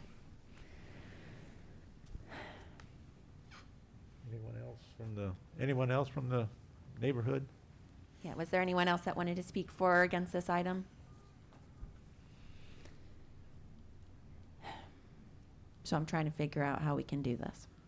I guess, again, I kind of go back also to the canopy and everything on the gas service pumps, and how visible that's going to be in the neighborhood, how it's going to, it's just going to, because of the topo that's back there, it's just going to be extremely visible with a lot of lights in and out, even if with an 8-foot fence. It's just not going to be enough to make that compatible.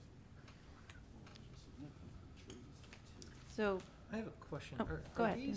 Are these improvements tied to the approval of the gas station? I mean, they're kind of independent, but, I mean, like the fence and these improvements, are they tied to the approval of that? At this moment, yes, because, the way these things work is obviously, Kroger allocates money for a fuel center, and we're able to tie all these site improvements into that improvement. If we were to look at those things without the fuel center, it would have to go back through our internal capital improvements committee and things like that and become a different type of project. So I do have a question. So this is clearly not your model that you're going with. If you look throughout Kroger's regions, what you are doing now. Do you have supporting data or in other communities, or you have taken a non-conventional building like this and added it when you're talking about this type of traffic flow, intersections, volume, square footage on an actual property to try to put this in? If you have something that shows that, yes, we've done this in our organization, and yes, we've seen success, and it's not a problem, versus just traffic studies on this current property? We do. I mean, we have several sites. Like this one? Like square footage? Similar retrofitted sites, yes. We're looking at one in Worthington, Ohio right now, similar situation where we're putting the fuel center behind the store. Backs up to 315 and 270, and we're talking about that one right now with the city of Worthington. So, we do have them. It's not ideal. It's certainly not our typical prototype. We'd love for it to be out front as well. But, this store is a neighborhood grocery store, and Kroger wants to maintain that as a neighborhood grocery store. So we're trying to figure out ways to continue to make this a viable and location for Kroger. And this is something that they've asked us to pursue. So here are some of my thoughts. If we were to approve this, here are some of the conditions that I would like to see. I would like the remote FDC access to be added to the location, if that is kind of what you would recommend. Obviously, the 8-foot wall as presented with the kind of sound barrier structure. The main street right in, right out, so that's good. I would like the entrance located to the center of the building on the west side. I think that that's really the safest way to be able to maintain flow, because I think you do need to have kind of right and left out access on 6th Street. So can I clarify that? You may. Again, we can stripe access, but are you asking us to physically move the door? I believe that would be the condition that I would feel comfortable to be able to Okay, approve I this. don't know that is a condition we would be able to meet at this time. I'll defer to you guys on that. Yeah, that require considerable improvements to the interior of the store. That would be- Yeah. Well, maybe we come back in 2024. The concern is striping is only a suggestion, as we pointed out, just like signage. Understand.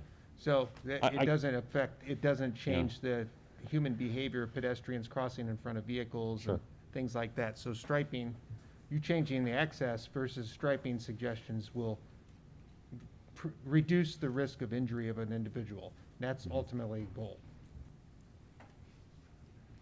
And then I think I'm good with all of the other access points. With the change then in access to the main entrance on the west side, I would kind of leave it to the engineers to determine if the right turn only lane into the west side 6th Street access would be necessary. So that's kind of where my mind is at the moment.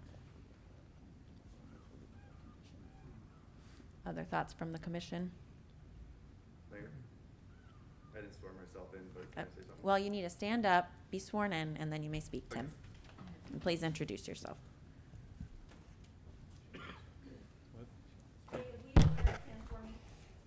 Yeah, I can find my sheet. I'll tell the truth. Do you affirm that all the testimony and evidence you're about to give in a case before this commission this day will be the truth, the whole truth, and nothing but the truth, and will conform to the facts of the case and the rules of this commission? This you affirm under the pains and penalties of perjury. I do. Tim Miley, and I'm Director of Economic Development. And what I was wondering with the mayor's suggestion of moving the entrance south without moving the physical entrance. On the west side of the building, you'd move it south. Yeah.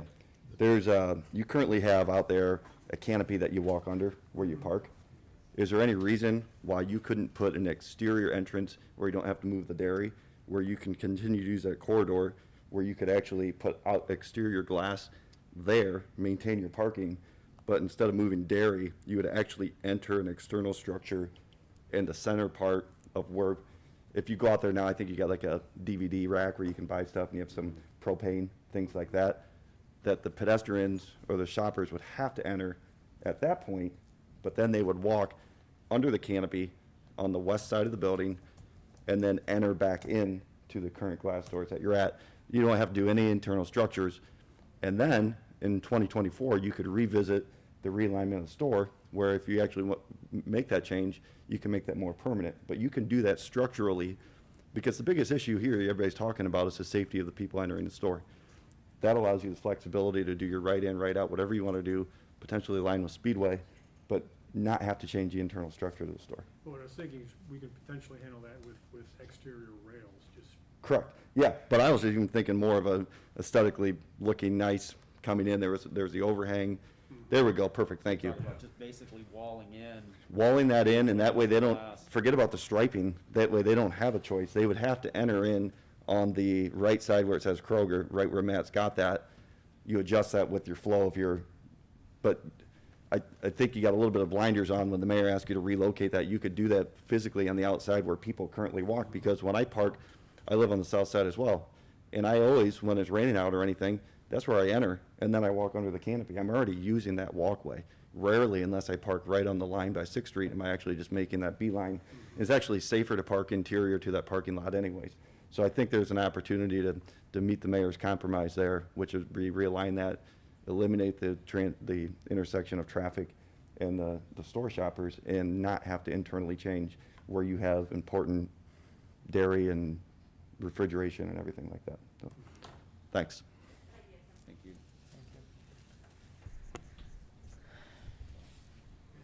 Thoughts on that? No, I mean, I'm Jim Brown, construction manager with Kroger. And if we were to rail that area off, I don't think we'd have any problem with that at all. But to completely enclose it, I think would be an issue we'd have to look at. There's a lot involved with that. We'd also want to make sure that we do have pedestrian access off of 6th Street, so we would still want to have access off to this side of it. But I think there's certainly something we could look at along those lines, present back to the board. But if we're just looking at directing customers from the middle of the lot, I think we can accomplish that. So are we saying we'd rail, whoops, wrong way. Okay, rail from here to here, but we will also rail this too, so Yes. okay, so these two first two bays would be railed off. And And even you'd, the return to the first.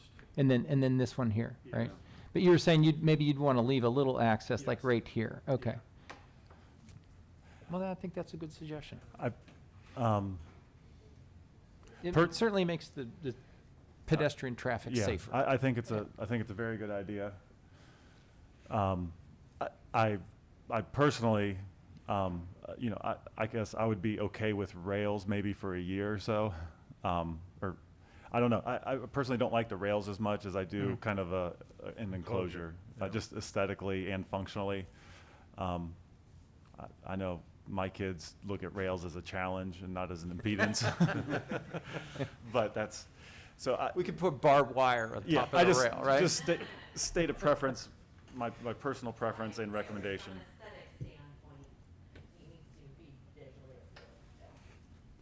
I understand the concern about the access from Sixth Street, east to west, but I also know that human behavior is the path of least resistance. People will continue to cross the parking lot to avoid going south to where we want them to go walk through that little area where that trash can is. So I'm a little concerned, especially if this is a short-term solution to your construction plans in '24 to reevaluate this. I would suggest that we actually secure that whole access, so all the foot traffic goes to Tim's point, to the south, under that canopy. I agree. That was the first thing that came to my mind.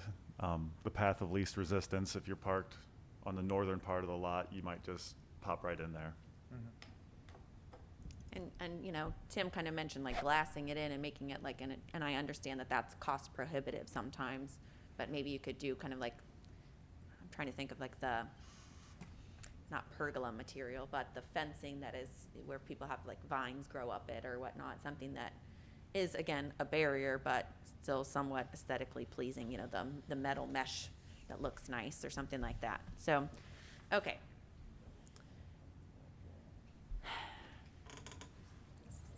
You guys are really making me earn my pay today. So I am going to make a motion that we approve the site plan SP-01-2022 filed by the Kroger Company with the following conditions. Everybody bear with me here. All right, so we had the engineering comments. Those will all have to be addressed, obviously, just as standard permitting. I think from the addition of conditions, I got too many pieces of paper. The remote FDC access, the 8-foot wall, provide the access to the store through the center of the west side, / you know, AKA relocate the entrance south. And then I think everything else on the plan, well, I guess we need to discuss that 6th Street West entrance. Do we believe that it still needs to be right out only? Or with the relocation south that we can make it? If we're relocating that, then, I That's mean, that unnecessary. kind of takes away our conflict point. Okay. But I would still, with that, how they show having that concrete, I know you're gonna lose a parking spot, but I think that would still be beneficial, so that way we don't have cars parking that close to that, and to that driveway. Okay, so remove one of those parking spots, so did it As shown on their plan. leave as on Yep. plan, but remove the right in, right out barrier. Correct. And we no longer then need the right lane only on 6th Street. Correct. Jeremy, if this is enclosed, what does this car hurt? I think it's really the one I that's mean, right there. Because so that spot is pretty much just a walkway right now, I'm assuming, so that. Yeah, But having that as concrete, that doesn't give someone the opportunity to park there where they're gonna back out to people trying to pull in. Okay. So instead of having a pedestrian conflict, now we're gonna have a vehicle-to-vehicle conflict. Okay. Does that make sense? Yes. Okay. I believe that those are my comments, conditions. Are there others that I missed or that we need to address? I'd like to look at the landscaping real quick. I don't think I have any additional. I just wanted to go over the landscaping. I will note that plan still shows the 6-foot block wall, but, you know, we're committing to an 8-foot wall. And Did we make the adjustment? I know at one point I was concerned about I like the wall and I like that we take it along the east side, but I wanted to make sure that there was a little bit of separation between that and the sidewalk, so you didn't have someone So, again walking right up on the sidewalks. Did we set If you that actually back? flip back to the site plan that I revised with the 8-foot wall, I pulled the wall back because there is a very, very large tree on that corner. I think it's an ash tree, but I'm not an arborist that I'd hate to damage. So I actually stopped the wall. If you flip back to the site plan, Okay. it'll show it. I stopped the wall just south of that tree, which would, Are you talking about the one on Main Street? I'm on 6th at the moment. Okay. If you can, here, I'll just walk up here and, the tree's right here. yeah, that tree, this tree I would love to save. I'm sure the neighbors would love to save it too. It's huge. So I was actually proposing to stop this wall back here, right there. We might be able to go a little bit further with it, but I just really did not want to get into the root system of this tree was my concern with any type of wall foundation. So I was proposing to stop it back here. That eliminates any visibility issues as well on 6th. You know, but again, we can look at what the appropriate point for that is. No, I agree with you 100%. There are a few trees on that site. Yeah. and The other one is at the other end. There's a Yeah. huge oak tree that I would just hate to have to touch. I believe it's the. This thing's gigantic. It's the second or third largest oak tree in the county. Yeah. Yes, I'm For all familiar you with that. Yeah. arborists out there. So, you know, whenever I see things like that, I really try to keep them. And so we'd prefer to stop the wall a little further back. But again, I think that's you know, we'll put it where you want it, I guess is my point. But I do want to be sensitive to that tree. And then, sir, are you Mr. Key? Yes. So you're I guess you're here. Do you have a preference on the wall versus the trees? And obviously the wall would be taken up to the trees. The wall, from my standpoint, is going to be a little problematic for me as people cut through that lot right now to go over to Kroger. That wall is going to force them to cut through my property now to get over to Kroger and everything. So I'll see more pedestrian traffic through my backyard and the 7th Street people that cut over now. So if they do it a gap or something like that, maybe the back part people cut over or something like that. So could you help me clarify where these people are moving? Are they coming like this? So Yeah, they're coming over from 7th Street down to the south side of that. at present, there's a fence line right about there. Yeah. And so I think what he's saying is people are cutting across this open field to go to the Kroger. So if you have a fence all along that property line, they're gonna come to my backyard now along that fence line and go over to Kroger that way.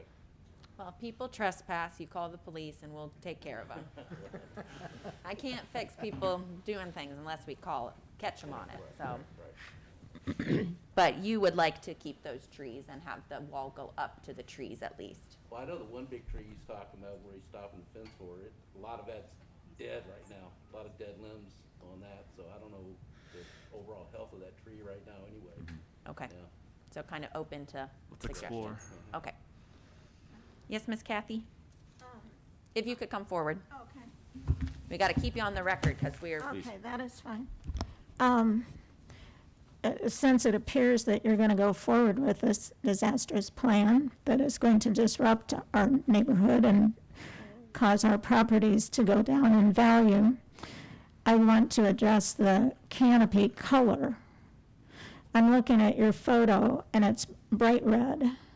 I hope that, I can understand why to the front, to the 6th Street side, you would want to have a bright red canopy so that, people would see it. But to the neighbors at the back, we don't need to see bright red. Every time we look out, we're sitting on our patio and there's this bright red neon lighted canopy. Can that be white or gray or something to the back? We'll go with earth tones. I mean, White beige and a slightly darker beige. It'll be the same on the top of the kiosk. Okay. A question for you. Do you have, has Kroger utilized on their gas stations any pitched roof, kind of pitched residential shingled roofs? You know, I've seen gas stations where they've kind of utilized the canopy in that manner. Do you guys have any experience with that? Our canopies are all flat. There have been 2 occasions I know of where there was jurisdiction where they demanded a faux pitched roof, and we had to build it on top of a flat paneled canopy. Okay. So, but we will add the, So it's not going to be red? no. We have an no earth tone red. color palette. Yep. And we'll submit that subject to staff approval.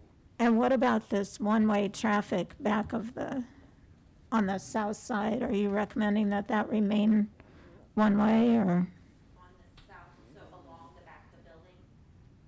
There are trucks that use that going west to east.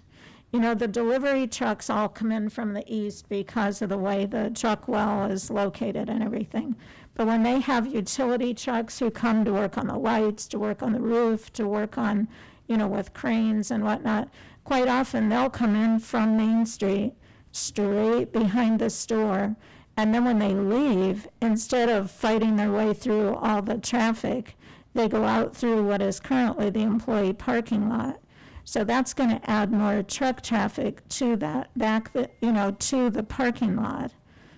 Because then you're going to force them all to come in by the gas station and then come, they're all going to be forced to compete with customers when they leave.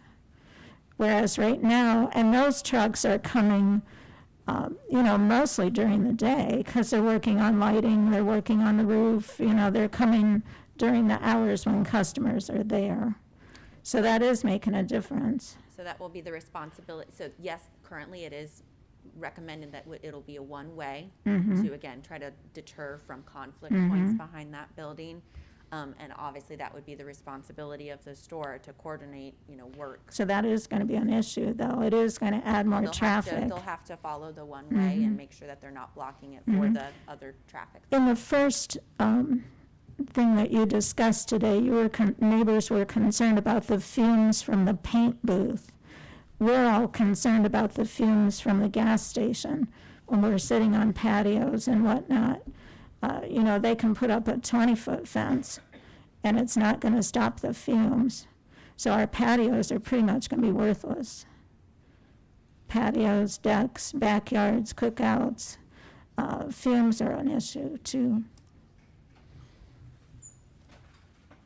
So I will add the condition to our list as we kind of go through this, that the canopy color along the edges that are not 6th Street facing be neutral colors.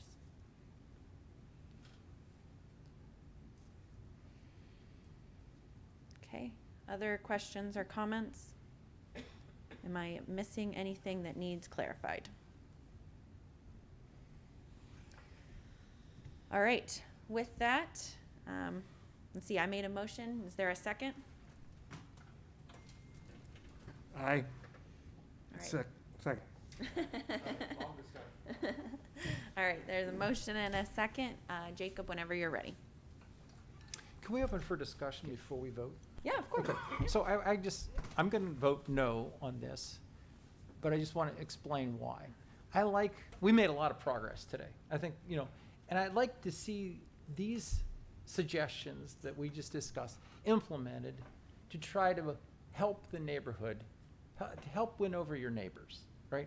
Be a better neighbor. Let's reduce these conflicts, so I'm in favor of all the improvements. I'm not in favor of the gas station at this point, but come back in 2024.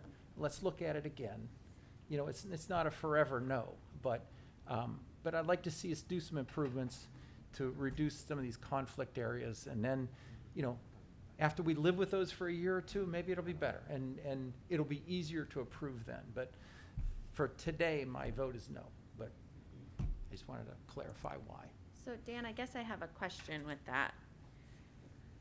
Given that we are putting the restriction already of the pedestrian access to the facility being relocated to the center of that side, what construction would you expect to occur as part of 2024 that would address the concern differently than with what we have proposed.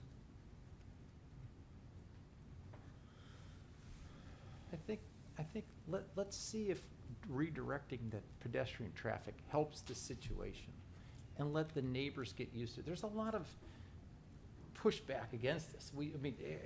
Nobody's in favor of this. Now, we made some progress today that the neighbors aren't going to be aware of. I just think there's a lot of pushback, and I don't think people are willing to have another I don't think we need another gas station there, first of all. We have one right across the street that seems to be servicing the neighborhood. Okay. Any other discussion? All right, Jacob, when you're ready. And actually, I have a question before. Can I read back the Yes, you motion may. real Before quick? you do that, I have a question. What occurs, given that we are missing a commission member today, if we have a tie? Jacob and I have been furiously racking our brains on that and concerned about that. I'd like to ask Judy Scrimshaw from the office. Judy, she's like, I'm retired, don't ask me. Okay, I just, Okay. not to put you on the Well, spot. then Jacob, in the roll call, ask me last. just thought. All right, if you could read back the motion that is currently on the floor. Okay, so the motion to approve with conditions, the conditions being the remote FDC access be added, the 8-foot perimeter barrier remain in place as shown on plan, provide access to the center of the building, so moving the current main entrance to the south, keep the parking as shown on the plan, but removing the right turn in, right turn out at that main entrance on 6th Street. The colors of the canopy for the gas station be neutral in tone.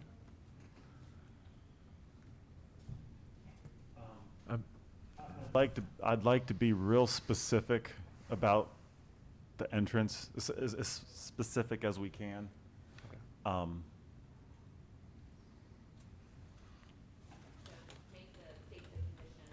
Okay, so I would say the entrance should be moved to the southern end of the canopy. I'm trying to pull it up here.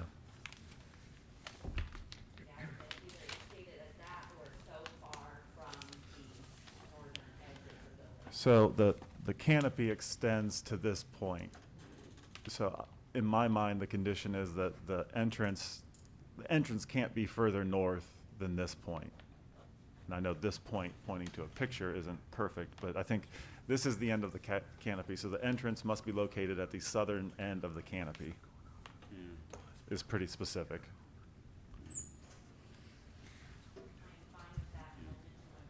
okay. I would say the colors of the canopy shall be submitted for staff review and are to be neutral tone.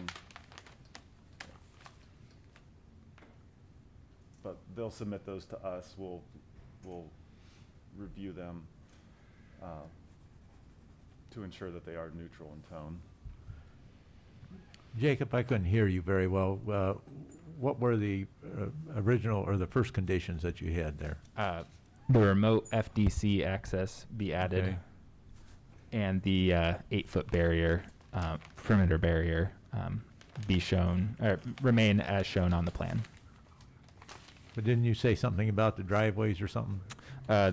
Remove the right turn in, right turn out from the main 6th Street entrance there, but keep the parking as shown on the plan, so that there's that parking spot that's removed.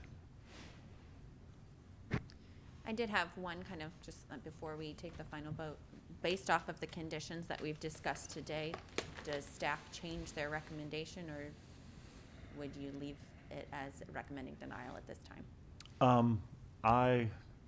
The changes that we've made today, the staff recommendation would be to approve.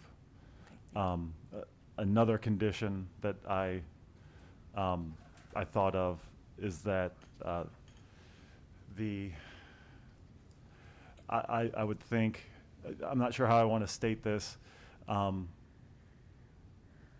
or if you guys would want it. How would I put it? The canopy area shall be enclosed, or I just don't want iron. The railing to be a Iron permanent. railings. Right. So how best to state that? That would be my recommendation for an amendment to the conditions. Okay. So as you think of that, there's another point that just came to me. We need to make sure there's wheelchair accessibility where that entrance is midway from the parking lot to that, because that's a curb, that is a curbed raised area. And I would hate for someone to have to go all the way to the south of that ramp. That we need to change that apron to be ADA compliant where the suggested enclosed canopy is for entrance. We have to do that. We'll have to do that. I just wanted to make sure that's a pointed out situation. We don't have individuals in the community that need that accessibility, not to have it as a convenience. Mayor, and I'm not in favor, I've never been in favor of slowing down a project, you know. My one thought is, just for your consideration, is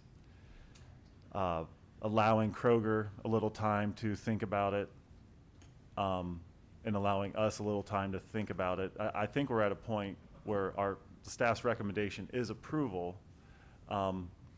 At the same time, it might be helpful to see the changes on paper and then feel like, okay, we caught everything and everything's in good shape. That's just a thought.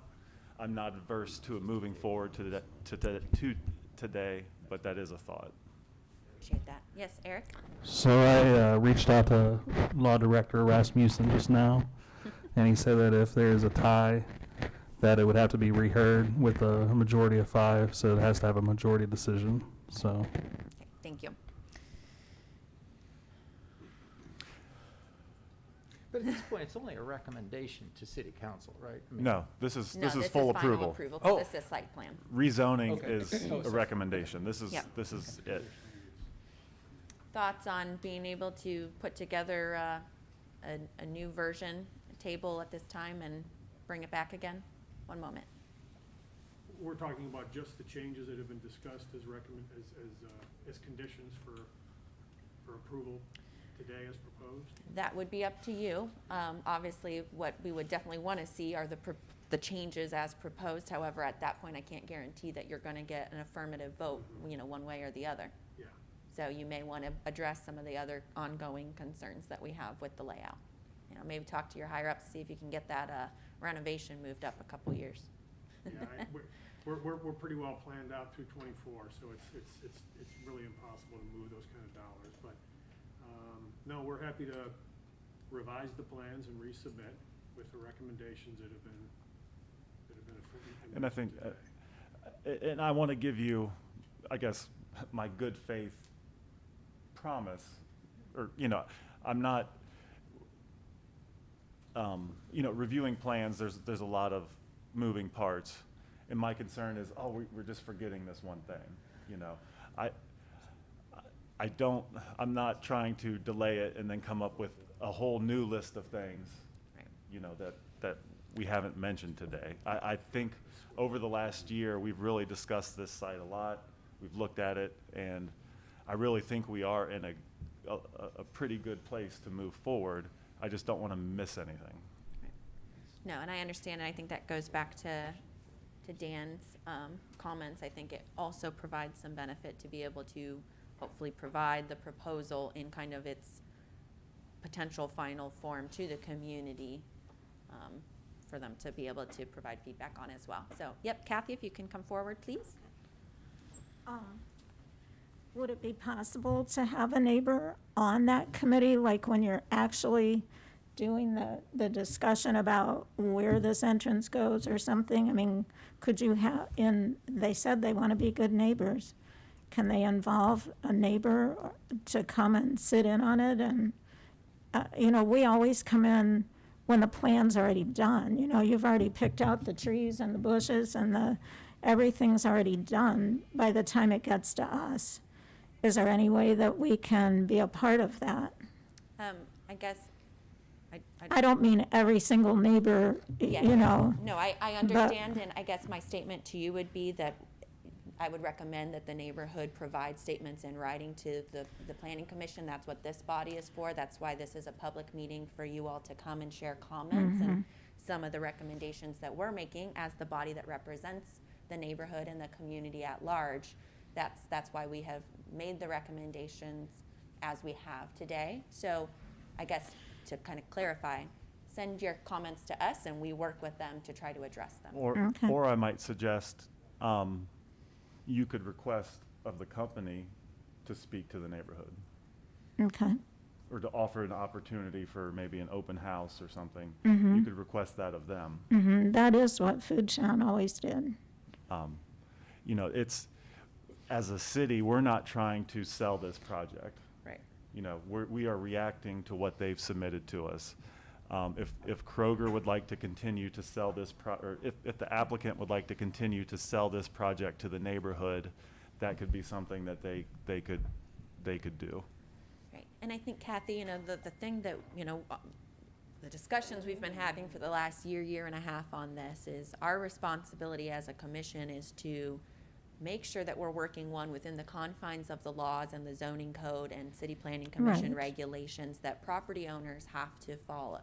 Right, I understand that. And then also making sure that we are representing and trying to do the best to preserve the community and neighborhood and safety. And so that's what we're trying to find the balance of, is how do we make sure that we're following the law that's in place, and how do we make sure that we also protect our community and the aesthetics and energy and citizens that we represent.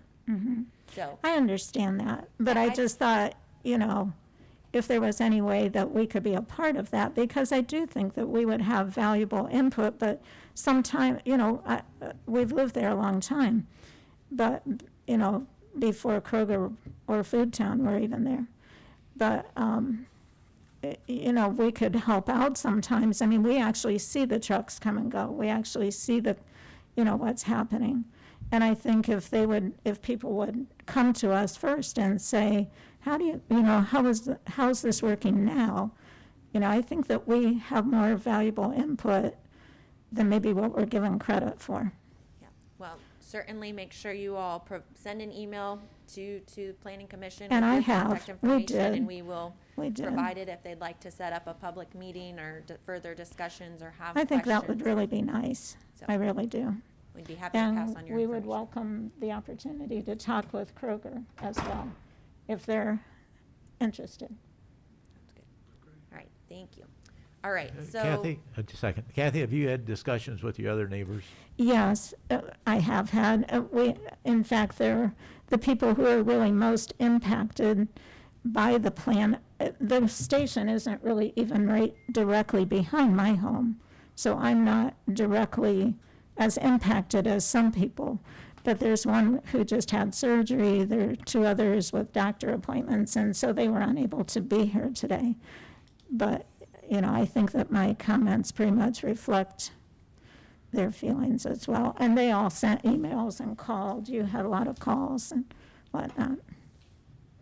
Well, I appreciate it. Yeah. Thank you. Yeah, thanks for All your right, well, time. based off of the discussion and kind of the feedback, I will withdraw my motion to approve and make a motion to table the item number something. SP-01-2022 filed by the Kroger Company, 4111 Executive Parkway, Westerville, Ohio, for the fueling station to be located at 101 6th Street. And I think, oh, never mind. Is there a second? I'll second.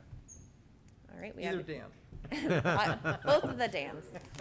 All right, is there any discussion? Did you have anything? I'd just like to confirm, if we table, when will that date be for the next meeting? It will be The second. February 10th. 10th? Thank you. And I just like, oh, sorry. Go No, ahead. go. I just Oh, want to say, I think we've made a lot of good progress. I would like to see, I don't know if February 10th is viable, a rendering of how you would maybe enclose the front entrance. That's probably the most, that's the thing of my personal most interest. And then revise the drawings kind of almost back a little bit without the right turn in and out. Is your primary concern with respect to the entrance aesthetics? Yeah. Or is it safety? Well, it's 'Cause I would both. think safety would trump, right? Yes. Okay.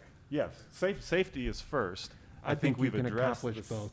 I think we've addressed the safety part by moving it to the southern end of the canopy.